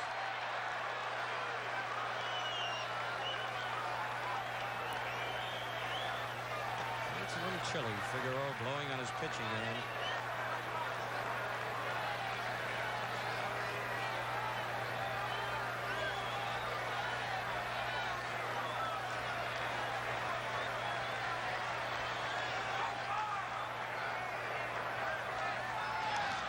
He got him on that off-speed pitch. That's all he threw to him, and Randolph will make the play. 2 out. Billy Martin coming out to the mound. He might be going with first base and ask him, who do you prefer to pitch to, Foster or Bench? Oh, what a choice. Some choice to make. How about going beyond them? Maybe Geronimo. Yeah, no, forget that too. Like 25 Grant Jackson. What a job he's done for the Yankees. And Billy Martin. What a series that was, Tony. Well, you were in that, weren't you? And he had his 12 hits. No, I missed No? that. No, that was before me. Well, that's right. McDougal was playing short in that series. What am I talking about? I was playing short in that series. 1953. I was still around. What a memory. All right, Morgan at second. You're bragging about your great mind. Time flies by so fast. Foster has walked and singled it left field, a drive and a run. Low, ball 1.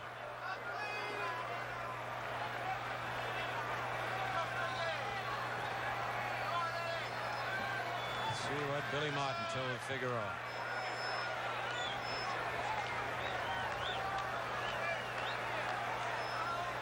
Two men out. It's 2 breaking pitches.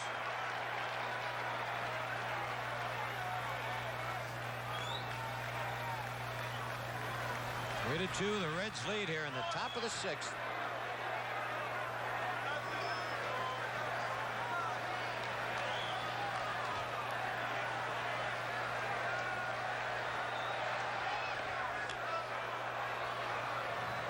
Billy told him, all breaking pitches.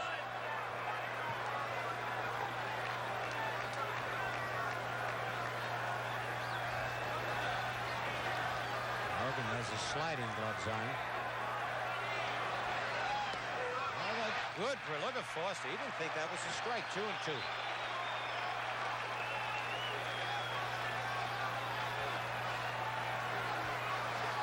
Sparky Anderson never changes his expression. Billy Martin's been very calm in this tough series. Was that Michael? Walkie-talkie. He got him. Strike 3. I tell you, everyone a breaking pitch. Nothing across. And now, at the end of 5.5 innings, it's Cincinnati 3, the Yankees 2. He's watching the game in Tonawanda, just outside of Buffalo. What a nice man. Nettles has hit to the box single and then was picked off second. Yankees trailed 3-2 in the bottom of the 6th.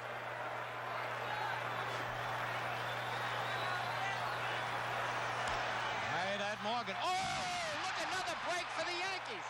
Holy cow, they have had the breaks tonight, and they've only been able to capitalize once on it.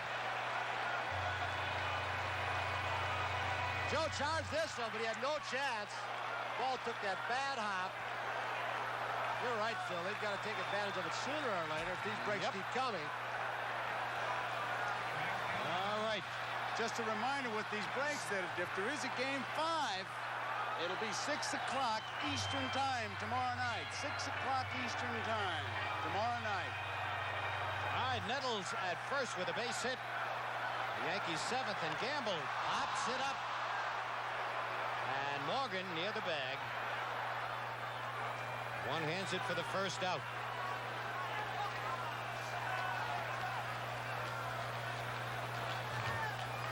Well, I was wrong. Bill Bevins walked only 10 men in that ball game. Seemed like there were men on base every inning. Here's Willie Randolph. Willie came up in the 4th inning with runners at first and second, nobody out. Trying to bunt, missed the ball, and that's when Nettles was picked off. Took the Yankees right out of an inning. Willie has flied to center and struck out.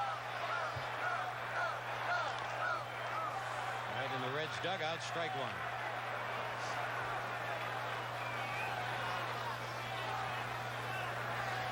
We mentioned before, the Yankees will, Billy Martin will hit and run a lot with Nettles at first and Randolph up. Yankees have not been doing much running in the ball game.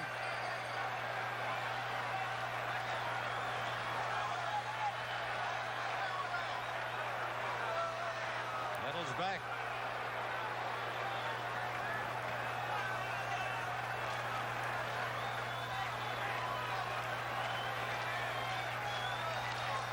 Sliced to right, but curving foul back into the seats. One thing, Sparky Anderson really wants a sweep. He's had that bullpen going most of the game. Any sign of trouble, they're going to be in there.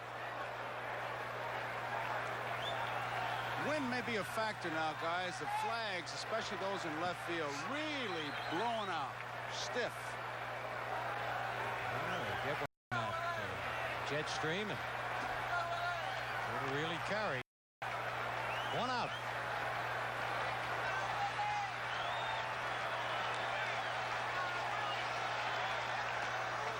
Ooh, that bench scares me every time he cocks that on. Ball and 2 strikes.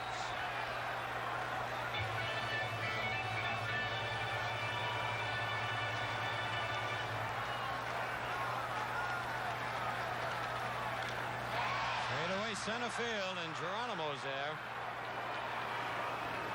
Yankees can't find the hole. There are 2 out.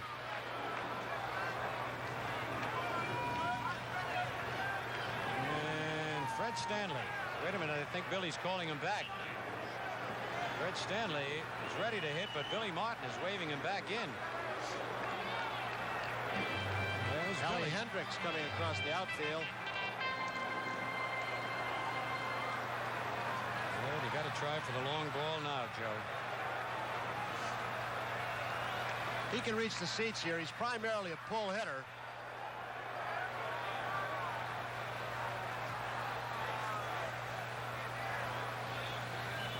Elrod did a good job for the Yankees filling in behind Munson and Fran Healy.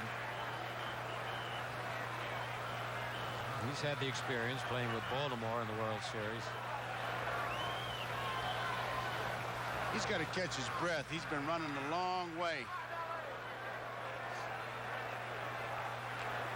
Elrod's been about once in this series. Fly to left back on Tuesday night.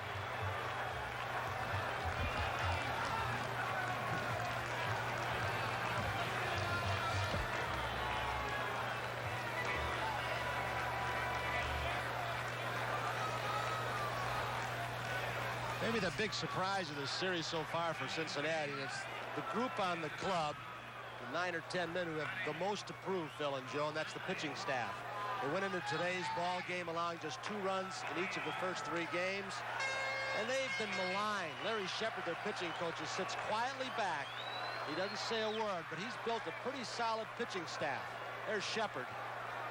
They don't get as many starts as a lot of teams with 20-game winners, but they're consistent all year long. Yankees used to do that. They always had those 15 and 2 guys, 11 and 1, rather than those 20 and 18. Good bullpen too. Oh, the changeup had him out in front, strike 1. But you're right, especially the way Anderson yanks him so quickly. Makes you think that the starters aren't doing a good job. Nettles at first, 2 out. The Reds lead 3-2 in the bottom of the 6th. He won't give Elrod a fastball. 2 beautiful changeups. 0-2. Sparky has a method in getting his starting pitchers out as early as he does. He feels that he prevents some sore arms. Late in the ball game, he brings the fresh guy in. They're tired at 7th, 8th, and 9th. They're more susceptible to bad pitches. The staff stays fresh the whole season. Hopped him up. Tony Perez. Hendricks flies out. And now at the end of 6 full innings, it's Cincinnati 3 and the Yankees 2. What you see is the trophy that is presented to the winning team, and should Cincinnati win this game, they will be presented with that trophy by the commissioner, and we have our cameras set up. We'll be covering the celebration. And should the Yankees win, we'll be right back here, 6 o'clock Eastern time tomorrow night. All kinds of ifs. Jim Mason is a new shortstop. If there's a game Saturday, you got baseball, football doubleheader. No, tennis, Sunday. It's baseball, football. Here is Johnny Bench. 7 for 13. A 2-run homer in the 4th. Popped up. Randolph is going out. Gamble is coming in. Gamble slips, staggers, makes the play. Boy, he looked like he didn't have all his tickets for the dance floor that time. He really stumbled. Watch him There's some slip. soft spots with that all-night rain or all-day rain yesterday. During infield practice, some balls hit to the outfield that just stuck in the mud. 1 out, and Geronimo is the batter. Geronimo singled and stole a base in the 3rd inning.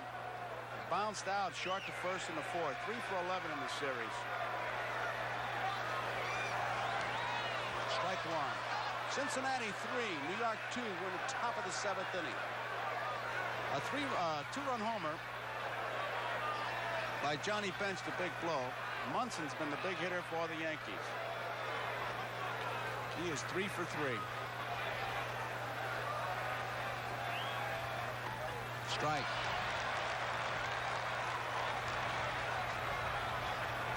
Figueroa, 3 runs, 5 hits, 2 errors. That's a line score. Cincinnati 2-7-0 for the Yankees. Figueroa's done a good job. Struck him out. Caught him looking. Second strikeout. No doubt about it. Geronimo knew it. And that brings up Dave Concepcion. He walked in the 3rd inning and bounced out 3rd to 1st in the 5th.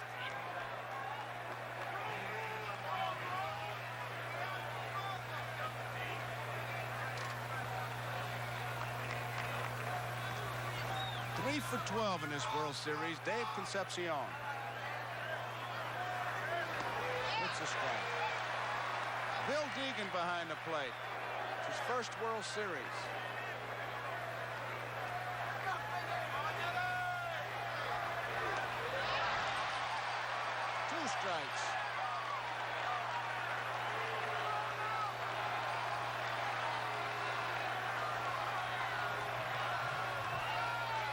know, there have been very few argued calls in the first 4 games. It's been a well-umpired game. No discussion at all on plays on the bases. We've had several close ones. Fine umpiring. Base hit. He just reached out for it, and it's a base hit. There's a case of a guy hitting a good pitch. Many times, it almost always bugs you. When a guy gets hit, they say it was a hanging curveball. That was in a good spot. Watching. Munson motioning. He wanted the ball a little bit lower, probably. About belt high. He did fool. He had his tailgate flying. So Concepcion is on, and it brings up Pete Rose, and obviously a base-stealing threat. Davey gets a good lead at first. They've been able to get a 4-step jump.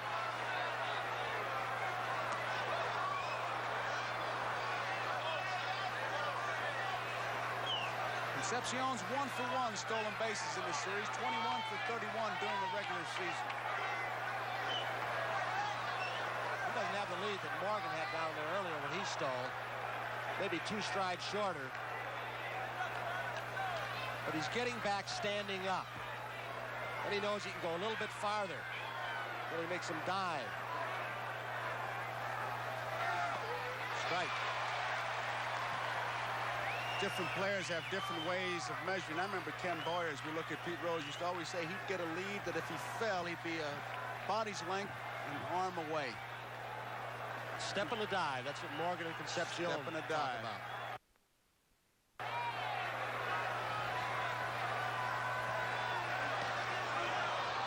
One ball, 1 strike.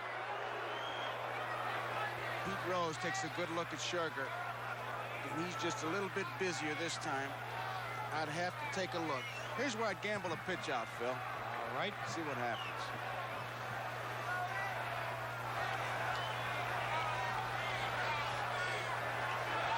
He's gone. He got him. Might have got him too. Yep. Okay, Concepcion's out. Munson, a beautiful throw. We go to the bottom of the 7th inning. 3-2, Cincinnati over New York. As we go to the bottom of the 7th, game 4. It'll be Rivers, White, and Munson for the New York Yankees. Cincinnati 3, New York 2.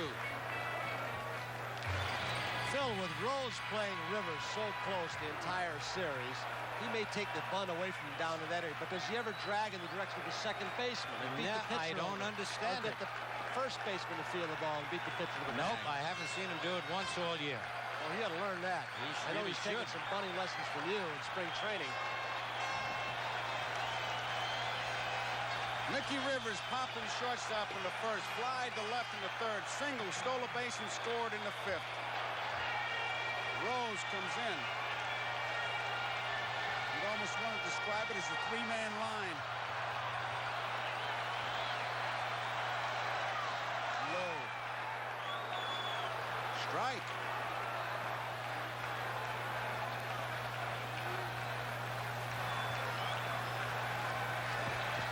One strike on Mickey Rivers. Cincinnati bullpen busy.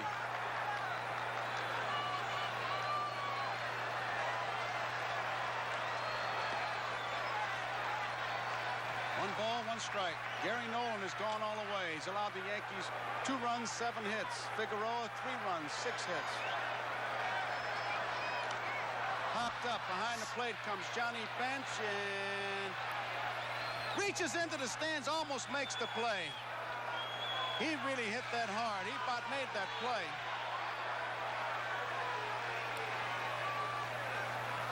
He knew exactly where that wall was. Now watch once he get there, really reach in there.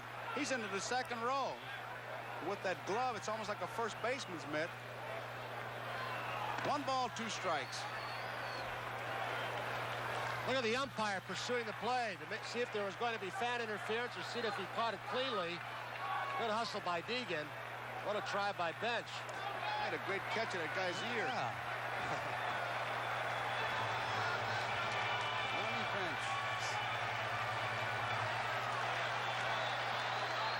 1 ball, 2 strikes. Fly ball, left center field. Geronimo going over, so is Foster. Foster makes the play. Rivers is out. Bullpen keeps going for Cincinnati.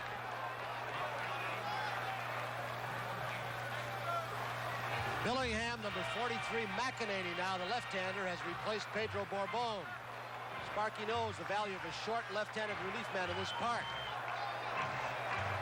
Roy White bounced second to first in the first inning, flied to right in the third, flied to left in the fifth. Ball one. Cincinnati 3, New York 2, bottom of the seventh. One out, nobody on. Ball two. Thurman Munson, the on-deck batter. He is 3 for 3. He has scored a run. He has driven in a run.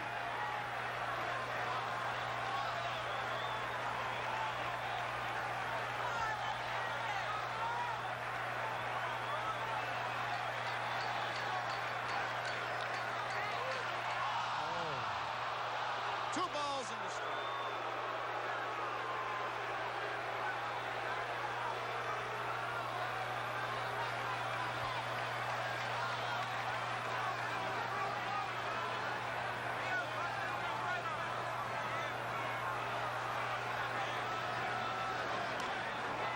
Foul ball.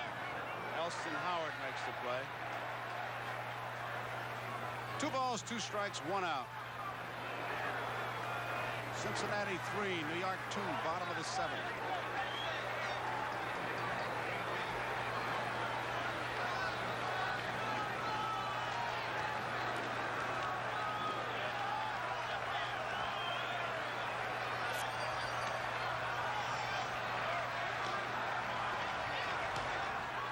Shallow center field. Geronimo coming hard, makes the play.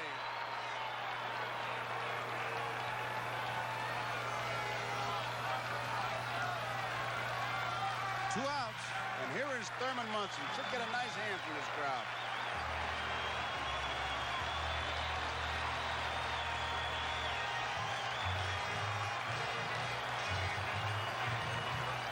Munson singled and scored in the first inning. Scored from first on a double by Chambliss. Singled in the third inning, and drove in a run in the fifth when he singled to center field to drive in Mickey Rivers. The 2 catchers have had a bunch of hits between them.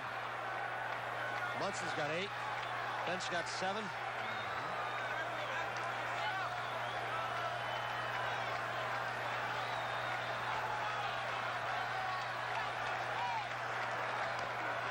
Strike one. Munson has 5 consecutive hits. The series record is 6. Goose Goslin did it in 1924 for the Washington Senators against Pittsburgh. Did it over 3 games, 1-4-1. Big time at bat for Thurman.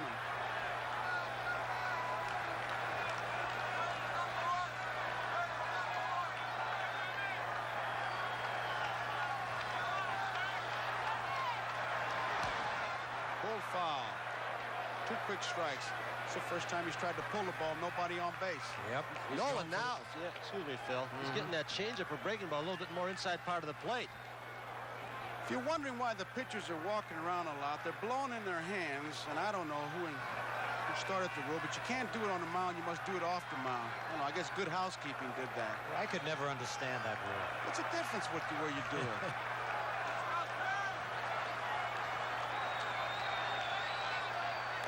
Tap foul. There's Yogi Berra, Billy Martin, Gene Monahan, the trainer. Sparky Anderson. Gary Nolan walks around the mound. Leading by a run, Cincinnati. 3-2, bottom of the seventh. The 2 catchers are leading in hits. Munson has 8, Bench has 7.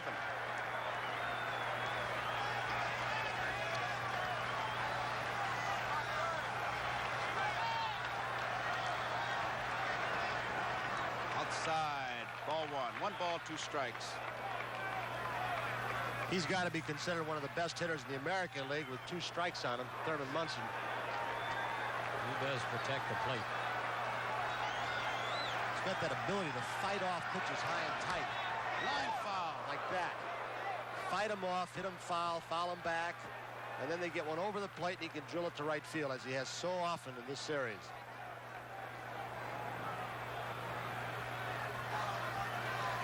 See where Gary Nolan is? That's okay. does that on the mound, it's a ball.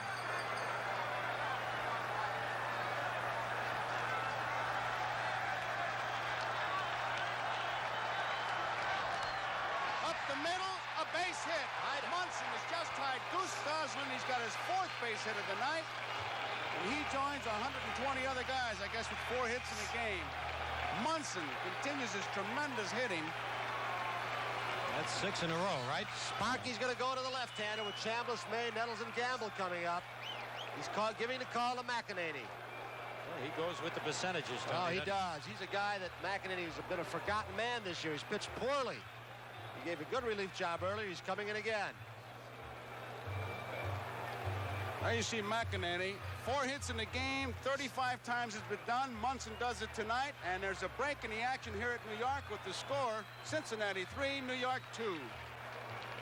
The house that Ruth built, and with Munson tying a record, when you talk about records at Yankee Stadium, you must talk about the Bambino.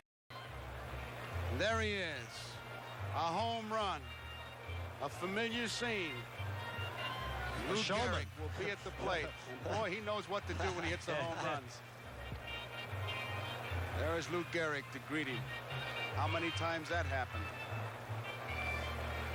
Will McEnany in relief of Nolan, so no National League pitcher has been able to pitch a World Series complete game since blasted the Pirates in that final game in '71 against the Orioles. 30 games in a row with no complete game. Munson, who ties Goose Goslin with 6 consecutive hits and joins 35 others and having 4 hits in a World Series game. There you see him. That list includes really got some great names. Joe Garagiola. Yeah, but some of the good players like Freddie Lindstrom, Max Carey, Mel Ott, Joe Medwick, Hank Greenberg, Ripper Collins, Bill Dickey, Stan Hack, Charlie Keller, Wally Moses, Enos Slaughter, Kurowski, Monty Irvin, Vic Wirtz, Gilliam, Mantle, Wills, Brock, Robinson, Jackson, Staub. Only 2 guys didn't do it. Were you 2 guys? We were defense. So Munson is on at first. 2 men out, and Chris Chambliss is the batter against Will McEnany. 3-2, Cincinnati leading, bottom of the 7th. Didn't mean to swing, bouncing ball to Morgan. That ends the inning. 1 pitch, McEnany gets the job done at the end of 7. Cincinnati 3, New York 2. There it is from our helicopter live, Yankee Stadium, and this is the 76th World Series game played at Yankee Stadium. It started in 1923. Top of the 8th. Bright lights of New York. Cincinnati leading 3-2. Figueroa has pitched well. He'd like to get that 1 pitch back that he threw in the 4th inning to bench. The 2-run home run got a little inside. There you tell where the statistics on Figueroa. Should Cincinnati win, of course, it's all over. Should the Yankees pull it out, we'll be back here tomorrow night, 6 o'clock Eastern time. Pete Rose, he's 1 for 3. He doubled in the 1st inning. Ball 1. 3 for 14 in the World Series.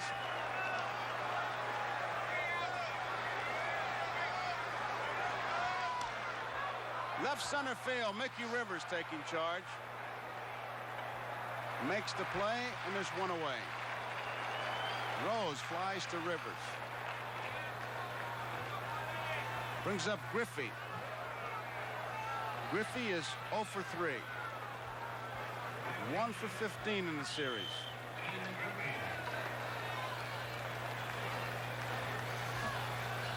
Top of the 8th, Cincinnati 3, New York 2. Strike.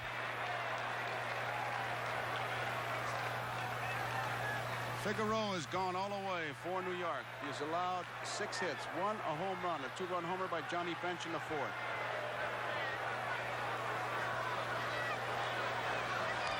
Punt it. Going to be a tough play for Nettles. They're going to let it roll. It rolls foul. Good play by Greg Nettles. That's known the home field. Sparky Lyle. You wonder with Rivers' speed, they don't tailor those lines in a little bit. Well, he doesn't put that much, as you mentioned, Tony, even down 3rd.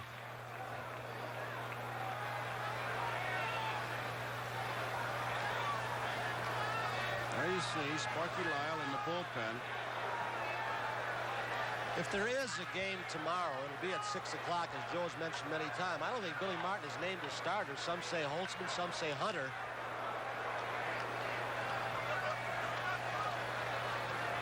You have to wait and see, I guess, Tom. 2-strike pitch. Tapped in front of the plate. Munson's going to make the play, and he does.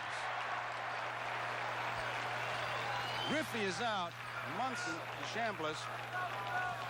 Dermot, like bench, pops out from behind home plate very quickly. Well, it wasn't that quick that time. Griffey thought it might go foul. He hesitated. You got two of the best in the business behind home plate today, guys. Yes, in this World Series. So there are 2 away, and here is Joe Morgan. Morgan bounced out in the first, walked, stole a base and scored, and then singled. It's a strike. 5 for 14 in the World Series.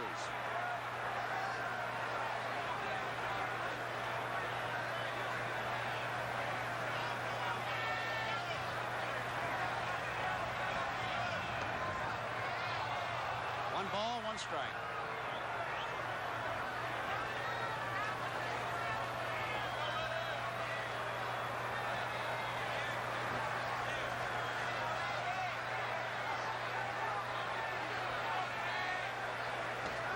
Fastball misses. 2 balls and a strike. In the 8th, Cincinnati leading 3-2. Ed Figueroa. Nolan started for Cincinnati. McEnany has come on.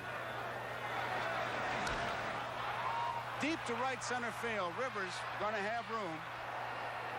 Makes the play. So it's 1-2-3 for Cincinnati in the 8th. We go to the bottom of the 8th.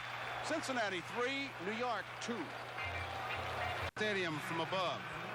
Cincinnati leading 3-2, bottom of the 8th, and Billy Martin has gone to his bench. Lou Piniella, who is 3 for 8 in this series, will pinch hit for Carlos May.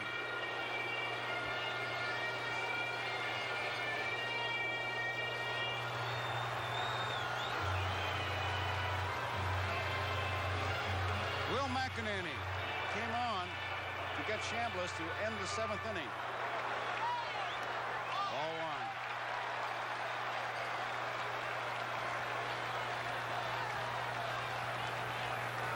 Greg Nettles, the on-deck batter. Line drive, left field. Foster is there. Boy, he makes that outfield really look easy. He does. Every time the Yankees hit the ball on the nose, somebody catches it. Here is Nettles. Nettles bounced out in the 2nd inning, singled it right in the 4th, had a base hit in the 6th.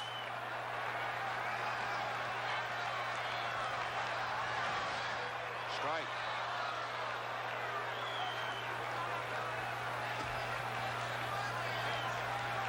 Three for 12. Greg Nettles in the series. Takes it low, 1-1. Cincinnati 3, New York 2. We're in the bottom of the 8th.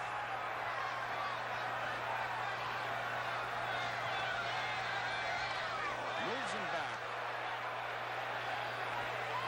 2 balls and a strike. Nobody on, 1 man out.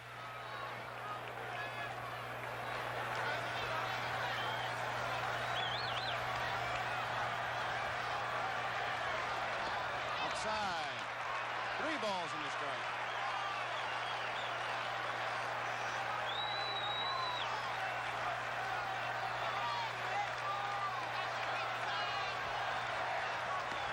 Ball 4. Nettles draws the base on balls. And just as McEnany delivered the pitch, Concepcion moved behind the bag. He had overshifted. McEnany walks Greg Nettles, and it brings up Oscar Gamble. Raleigh Eastwick has begun to throw now for Cincinnati.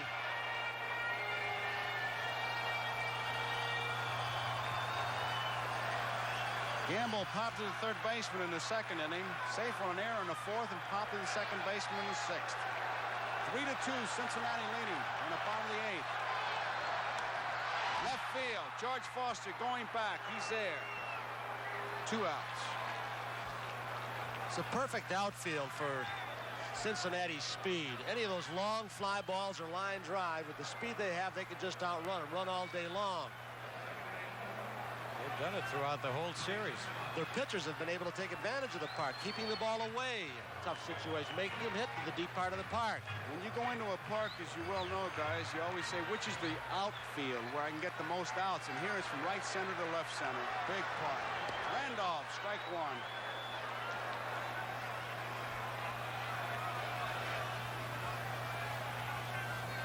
You play them a certain way, and your pitchers have to pitch them, so they hit that way.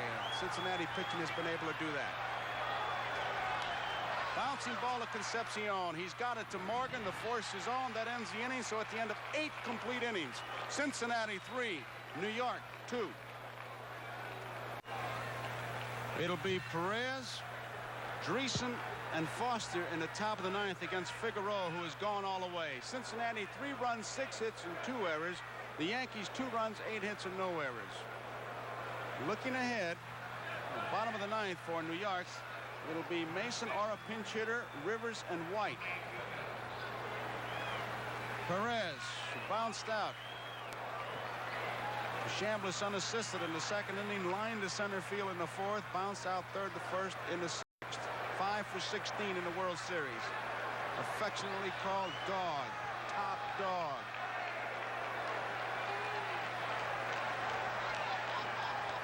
Strike. Billy Martin is down to 3 outs. Sparky Anderson 3 outs away from back-to-back championships. 1 ball, 1 strike.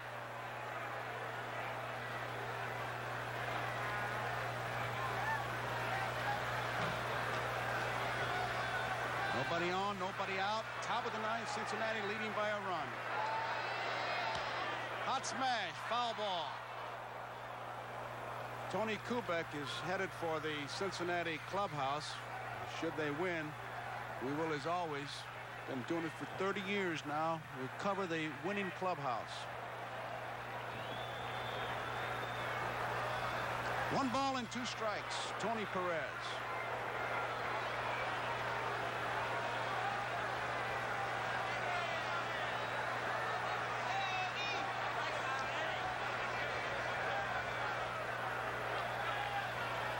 That's the first time as we look at Morgan, Johnny Bench, Sparky Anderson. First time that Figueroa, I believe, shook Munson off, Phil. You very seldom shake Munson off.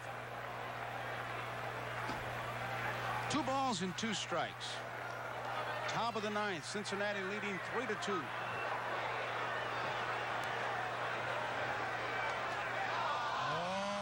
They thought they had it, and Munson complains about it, as you can see. 3 balls, 2 strikes.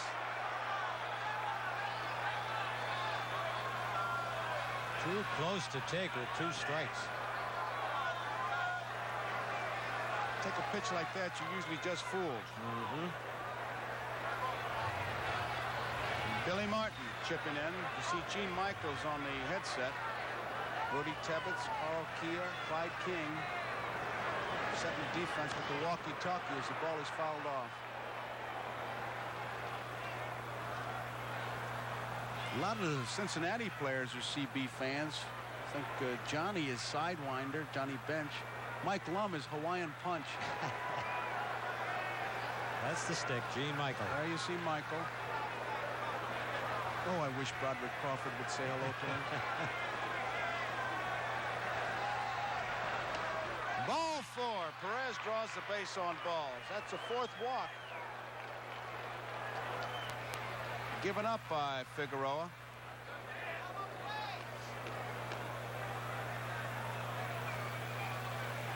It brings up Dreesen, who flied to left in the 2nd inning, fouled to the catcher in the 4th, popped to the 2nd baseman in the 6th. 0 for 3. But designated hitters, that really tells the story. Cincinnati 357, the Yankees .070. And Sparky said he doesn't like the designated hitter. And after having used him, he thinks less of it. Yankee designated hitters haven't even hit the area code. Nope. Did well during the season, but not in the series.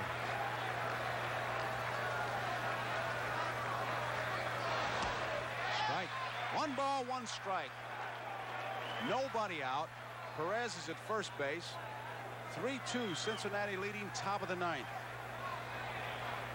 It's Mason or a pinch hitter, Rivers and White for the Yankees in the bottom half of the 9th. 2 balls in this strike. Munson won't throw the ball back. Figueroa has to motion for it.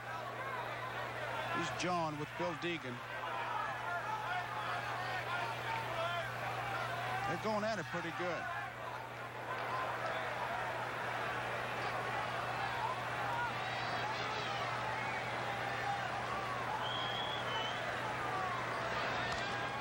Foul out of play. 2 balls and 2 strikes. Usually you're pretty good if you keep your head out towards center field. Munson right now is shaking his head. He's letting Deegan have it a little bit. As long as you don't show the umpire up, you're in pretty good shape.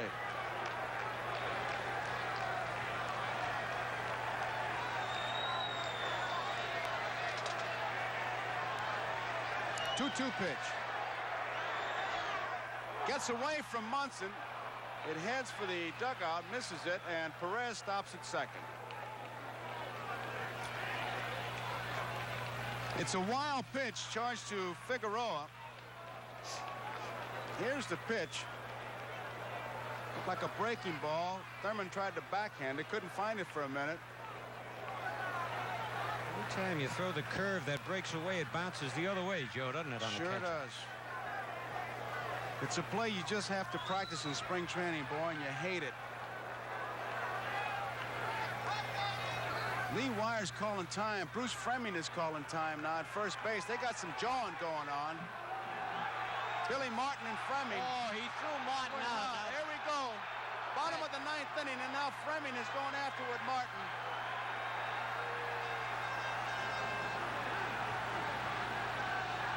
I tell you, I thought in the World Series you had to have a little patience.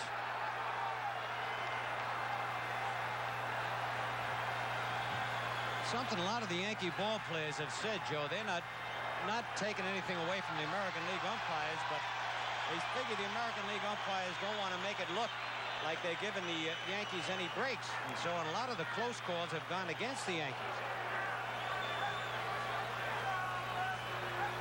Billy Martin ejected.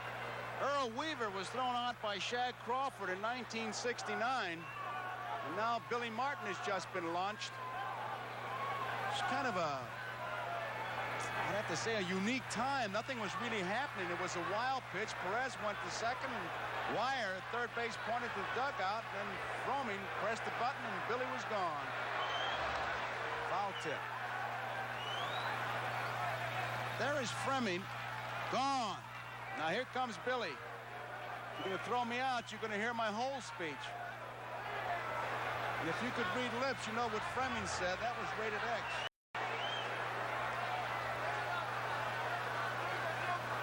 I think Billy was still arguing over that pitch that Deegan called a ball on Perez. 3 balls, 2 strikes. No. Perez is at second. Cincinnati's leading 3-2. We're in the top of the 9th.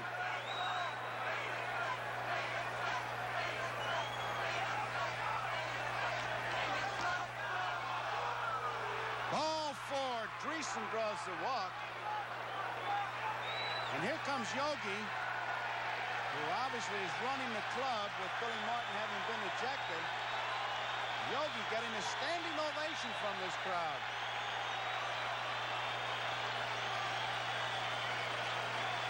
I don't think there's anybody that doesn't love Yogi. Well, if they... Figueroa get a big hand. Yep. Should. Listen.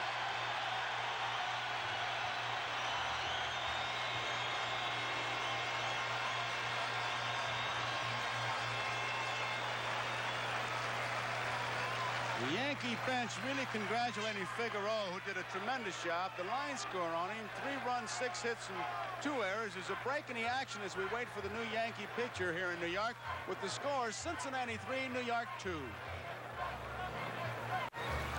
As we look at Joe Morgan, Sparky Anderson, Johnny Bench. Johnny Bench will be singing with Bob Hope in Cincinnati on Sunday. His feature song, Bad Boy Leroy Brown. And on October 29th, Friday, 2 hours, Bob Hope's World of Comedy. Lucille Ball, Neil Simon. We'll have sketches, past quarter century of his shows. Jack Benny, George Burns. That's October 29th, 8 to 10 on NBC. As Munson talks to Tidrow with Perez at second base. Not much strategy to go by. There's nobody out. First and second, Cincinnati leading by a run. 3 to 2, we're in the ninth. Forced to bunt in this situation, Joe? No way. No way. If he bunts, I think Sparky and I will both be really surprised.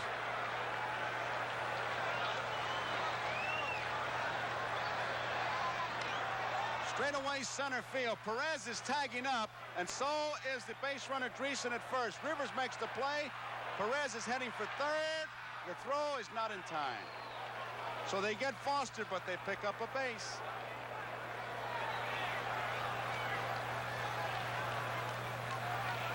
One out. Dreesen remains at first. Johnny Bench is the hitter. Bench popped to the second baseman in the third. Hit a 2-run homer in the fourth and fly to right in the seventh.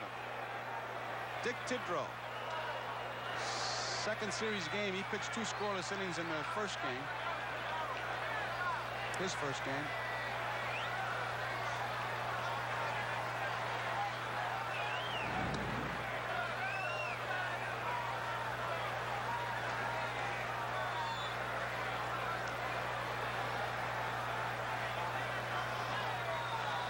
Dreesen's at first, Perez is at third.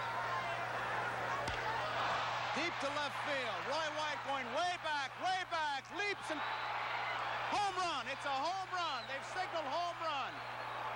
Even though Roy White, the left field umpire, Lou DeMuro, has signaled a home run, so Johnny Bench has just hit his second home run of the night, a 3-run homer, and the Cincinnati Reds now lead 6 to 2. Roy White really gave that ball a chase, and here it is. White has made many plays like this, Joe, during the year. He's got a way of timing his leap.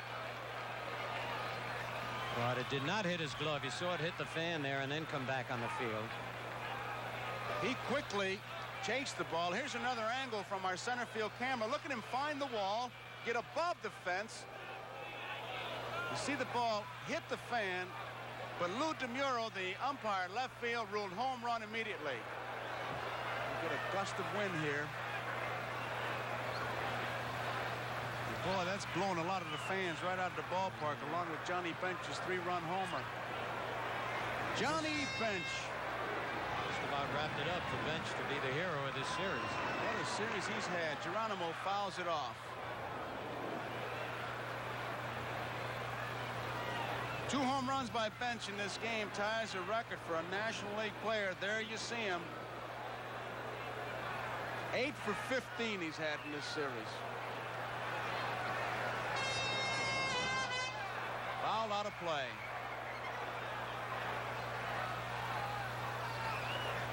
Both catchers have hit well.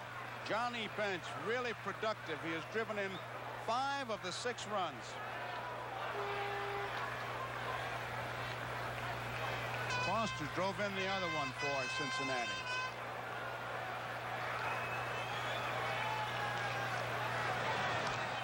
Out of play. Count remains 1 ball, 2 strikes, 1 out. 3 runs are in.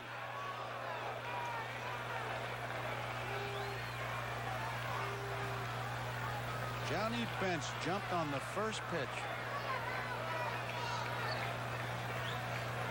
A line shot. Roy White really gave it a chase.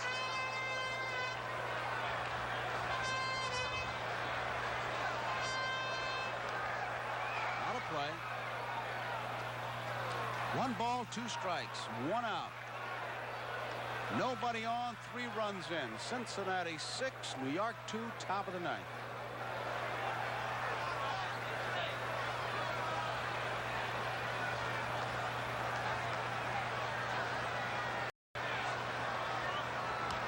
Hot smash, base hit, extra bases for Geronimo. It's a 2-base hit. Van came up with the ball, so it's a ground rule double. Geronimo is on at second. And here is Dave Concepcion.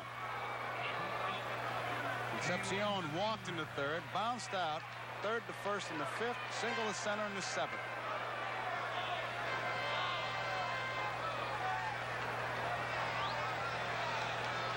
He's a long way from that plate. Sidewinding Tidrow has backed him up a bit.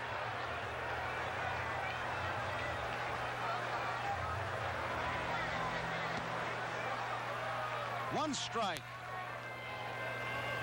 Man, that Concepcion got stepped on by Randolph, bothering him in the left hand. Got him right at the fingernail.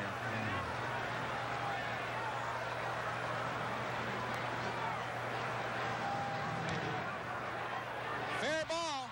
It's extra bases. Geronimo will come to score as the fan grabs that ball, and Geronimo has himself a double. It's a 7-2 ball game, and here comes Yogi once again. So the Cincinnati Reds really putting it on ice here in the top of the 9th. Johnny Bench, a 3-run homer. Concepcion has just driven in another run, and it's 7-2. Tidrow is being replaced. The Yankees jumped out in front in their bottom half of the first when, after 2 were out, Sparky Lyle looks like he's going to be the new pitcher. Munson singled, and that was to be the first of 4 hits. Munson singled, and Chambliss double to left center field. Then the Reds came back with 3 in the 4th. A walk to Morgan. He stole second. Perez lined out. Dreesen fouled out. And then Foster with 2 outs, single to left to drive in Morgan to tie it up. And Johnny Bench hit a 2-run homer. That made it a 3-1 ball game. Bench has just hit a big home run here in the 9th inning. They've scored 4. We've got a break in the action here. We're in the top of the 9th. 7-2 Cincinnati. A great line. He said to be great, you have to have inner conceit. Oh, they've got that. Absolutely. They know they can do the job.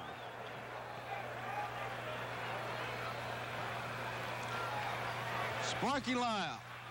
Certainly our thanks to National League Blake Cullen, the public relations director.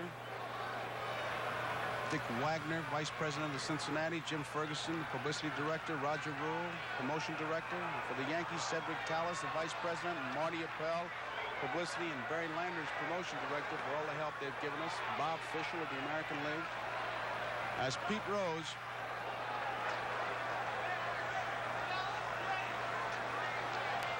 takes a strike. Strike 2.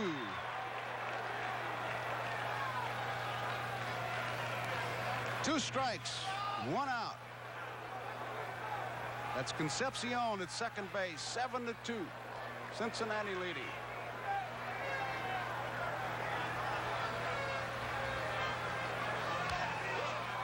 Right at Randolph, he's got it. Flips to Chambliss. Rose is out. Concepcion moves to third.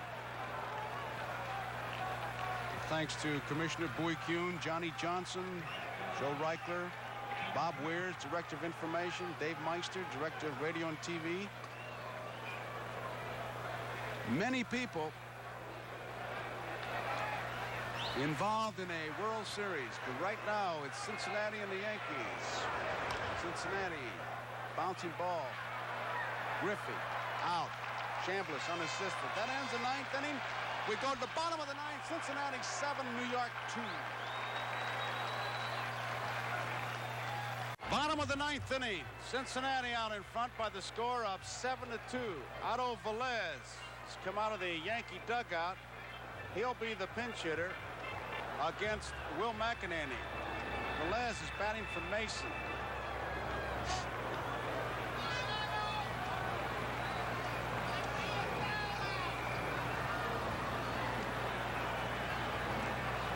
Johnny Bench, tremendous night. 2-run homer in the 4th, a 3-run homer in the 9th. There he is, a franchise. Out of Velez.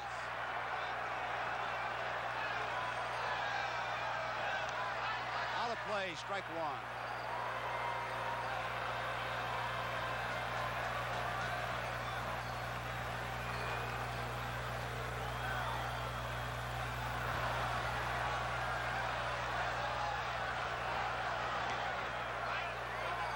One ball, 1 strike. Gary Nolan started. Will McEnany came on in the 7th inning.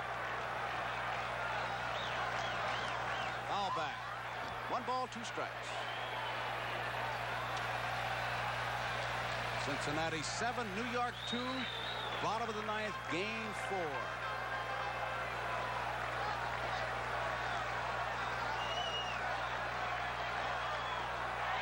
Velez is out on strikes, a curveball.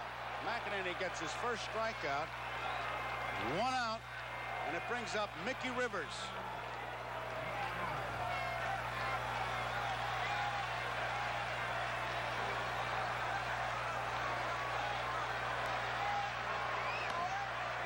Still trying to hit it past Rose. Needless to say, Rose is right on his doorstep as we look at the Cincinnati dugout. They're poised, ready for the victory celebration.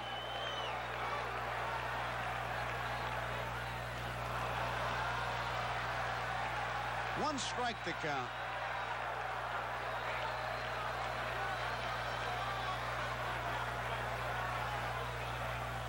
Two youngsters fighting for that foul ball down there. That's why time is being called. Oh, they got him back in the stands. Right to Pete Rose. He got him. The 1 ball he hit hard, and Pete Rose was there. Mickey Rivers finally lines one at Rose, and what do you think, Phil? He caught it. It's right there. 2 outs, and the Yankees are down to their last out. Roy White.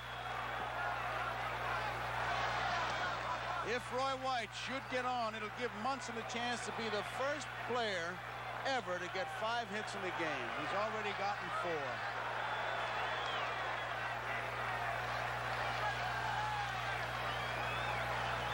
Two balls, no strikes. 2 outs, 7-2, bottom of the 9th. Cincinnati leading. This could be it. Left field. George Foster. Geronimo Foster makes the catch. That's it. The Cincinnati Reds win the World Series in 4 straight. It was a sweep. The final score, Cincinnati 7 to New York Yankees 2. And the Cincinnati Reds win their 4th World Championship. They won in 1919, 1940, 1975, and 1976, becoming the first National League team to win in consecutive years since the New York Giants did it 1921 and 1922. And the Reds' 7-game sweep in postseason play are the first team to do that, and there they are, led by Pete Rose, Pat Zachary. It's the first 4-0 series since 1966 when Baltimore did it over Los Angeles. Bob Bailey, Cincinnati Reds have just won it. There goes the commissioner. The winner is Nolan. It's his first series victory. 7 starts, and the American League edge is now 43-30 in World Series play as the Cincinnati Reds defeat the New York Yankees 7-2. Phil, what do you think? Well, I'm very disappointed. I know I was rooting for the Yankees, but it was unbelievable what this club did. They made a couple of mistakes tonight, but like you said, they make a mistake, but they got a string on it. They take it back. It's a tough ball club, this Big Red Machine, and there you see Johnny Bench, who was voted the most valuable player in this World Series. Bench, who was two-time National League most valuable player, was the most valuable player in this series, and certainly deservedly so. With a tip of the hat to Thurman Munson, his counterpart on the Yankees. Munson had himself 4 big base hits, but Bench had 2 big home runs, a 2-run homer in the 4th, and he had that big blast in the 9th, which really nailed it for the Cincinnati Reds. There is the clubhouse, Bob Bailey, Alcala, there is Nolan, Pat Zachary, Pete Rose, Larry Starr, the trainer, McEnany right in the middle. And shortly, of course, the Champagnes will come, and Tony Kubek is there. And let's go to Tony in the clubhouse. All right, Joe and Phil, with me, little Joe Morgan. You had a few bad hops, but congratulations. 2nd consecutive World Championship. It's always more difficult to repeat, Joe. Right, the second time around is always the toughest, and I tell you what, I'm very pleased. I'm very happy for all the guys because they're a great bunch of ball players, and they put it all together there toward the end of the season and went right through the playoffs and right on into the World Series. And they're great. It's just great to be on a team like this. Joe, I think it can honestly be said, and your pitching staff has been maligned, but they gave up just 8 earned runs in 4 ball games. They said that was your weakness. I've never believed it's a weakness. I know you haven't either. Right, I've said all along, ever since I've been here, that the pitching staff is underrated here because we don't have a big 20-game winner because Sparky uses the whole staff all the time. And that keeps guys from winning 20 games, but they do the job that we asked of them. Hold them close, and we'll get them some runs. And that's what we've been doing all year, and we worked out that well in the playoffs and the World Series. Joe, the big question's been asked most of this week during the off days, rain yesterday. Is this ball club really as good as the all-time great teams? I really believe it is. I think you could play in any era and compete with any team in the history of baseball. I don't see how you can have a much better team. You may can, but I don't see how because we have hitting, average hitting. We have power hitters. We have base running speed. We have base stealers. We have a good defense, and we have a very good pitch staff, as you just mentioned, and I don't see how you can have much better than that because we put it all together and use it all, and plus on top of that, we're very aggressive. I got to do one more thing. Wes Stock said you're supposed to call him about something out in the West Coast. He's a new pitching coach with Seattle. You give him a call. He wants you to do a clinic for him. Okay, thank you, Joe.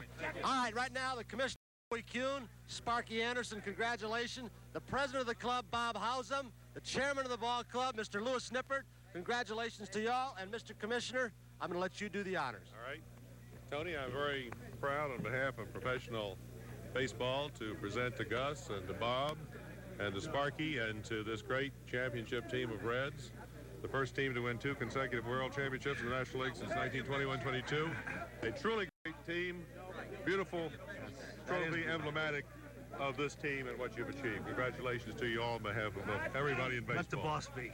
There you go. All right, let me get over here. This is the chairman of the board of the Cincinnati Reds, Mr. Lewis Nippert. Congratulations, sir. Thank you. Well, it's a great satisfaction, to say the least, and we're very happy for the team to put up the show they did, and the team here in New York gave us a good go of it. Mr. Nippert, I see your wife give you a little peck. You've got all lipstick over your face. Congratulations. Bob Hausum, the president of the ball club.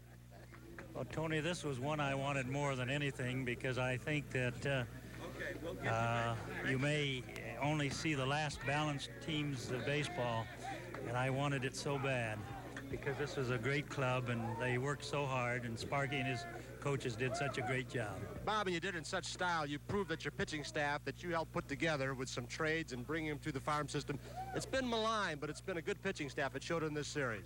They did a fine job. I think everybody did a great job for us, all 25. They helped us win, and it takes 25, Tony, as you know, when you played.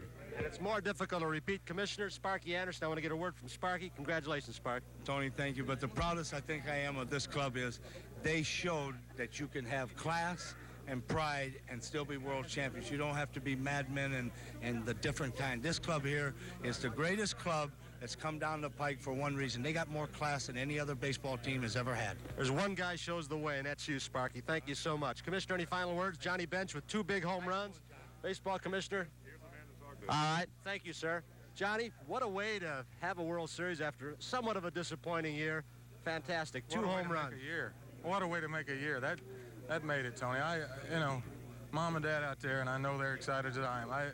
I think in all my years, this is probably the biggest thrill I've had. All right, John. We're going to have you take a look and tell us about the home run that you hit, the second home run. Well, I thought he was going to throw me a fastball running in on me. I was where the play, and it looked like it was a slider.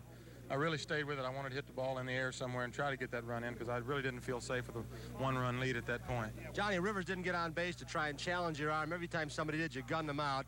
the Yankee ball club struggled along, but your pitching staff, to me, is the thing that was so important, I know, to you guys in this ball club. Well, they didn't get the credit. I knew they could do the job. I really wanted to play them down as much as I could because sometimes when you don't give a guy enough credit, you really don't look for that much. And these guys, Gary Nolan, you know, what a story, and Gullett going, you know, it's just, you can go down the line, Tony, but this is just one great effort. I've never really enjoyed anything as much as I have tonight. John, I don't know if you've heard this or not. Our producer, Roy Hammond, just gave me the word. You were named most valuable player of the 1976 World Series. Congratulations. Thank you very much. What a thrill. It makes up for it, everybody, and I'm just so excited because this ball club deserved it. John, congratulations, and thank you. Come on, let's come on and Pete. Peter. Hey, congratulations. You repeated. You proved you can play with anybody and maybe any team in the history of baseball. It's a great ball club, a great bunch of guys. Got to give credit to bench tonight. He swung the bat in the whole series and hit 2 home runs tonight. But I think got to give a little extra credit to our pitchers. We give up 8 runs in the 4 games, and everybody knocked our pitching staff coming in this series. And they had a 2-point earned run average for the 4 games. So it was strictly a team effort, and we're very happy. Pete, you've been noted as an offensive ball player. You've never gotten the credit that you should for playing defense when you're at second base, left field, now third base. But you took the bat psychologically right out of the hands of Mickey Rivers. That was quite a performance. I really didn't think he could hit the ball to left. He's never shown me he could hit the ball. Even watching him in batting practice, he could hit the ball hard to left field down the line. And the last time up, he hit a rope right to me. But you know, I had him thinking anyway about the bunt. And you can't give Mickey Rivers a bunt base hit because he gets on and just steals second, steals third, and that was our psychology behind that. If Sparky told me just shake hands with him if I had to be in there. But it's great to win, Tony. You was on several winners, and it's tough to win 2 in a row. And here we are, and we're just very happy. Better club than last year? Oh, this is the best club in 14 years I've been associated with at Cincinnati, and I think it was strictly a team effort this year. Mike Lum helped us, Bob Bailey, Dreesen. Our bench has been great. Armbrister, Plummer, Flynn, the whole crew. They just did a whole great job. Congratulations. Thank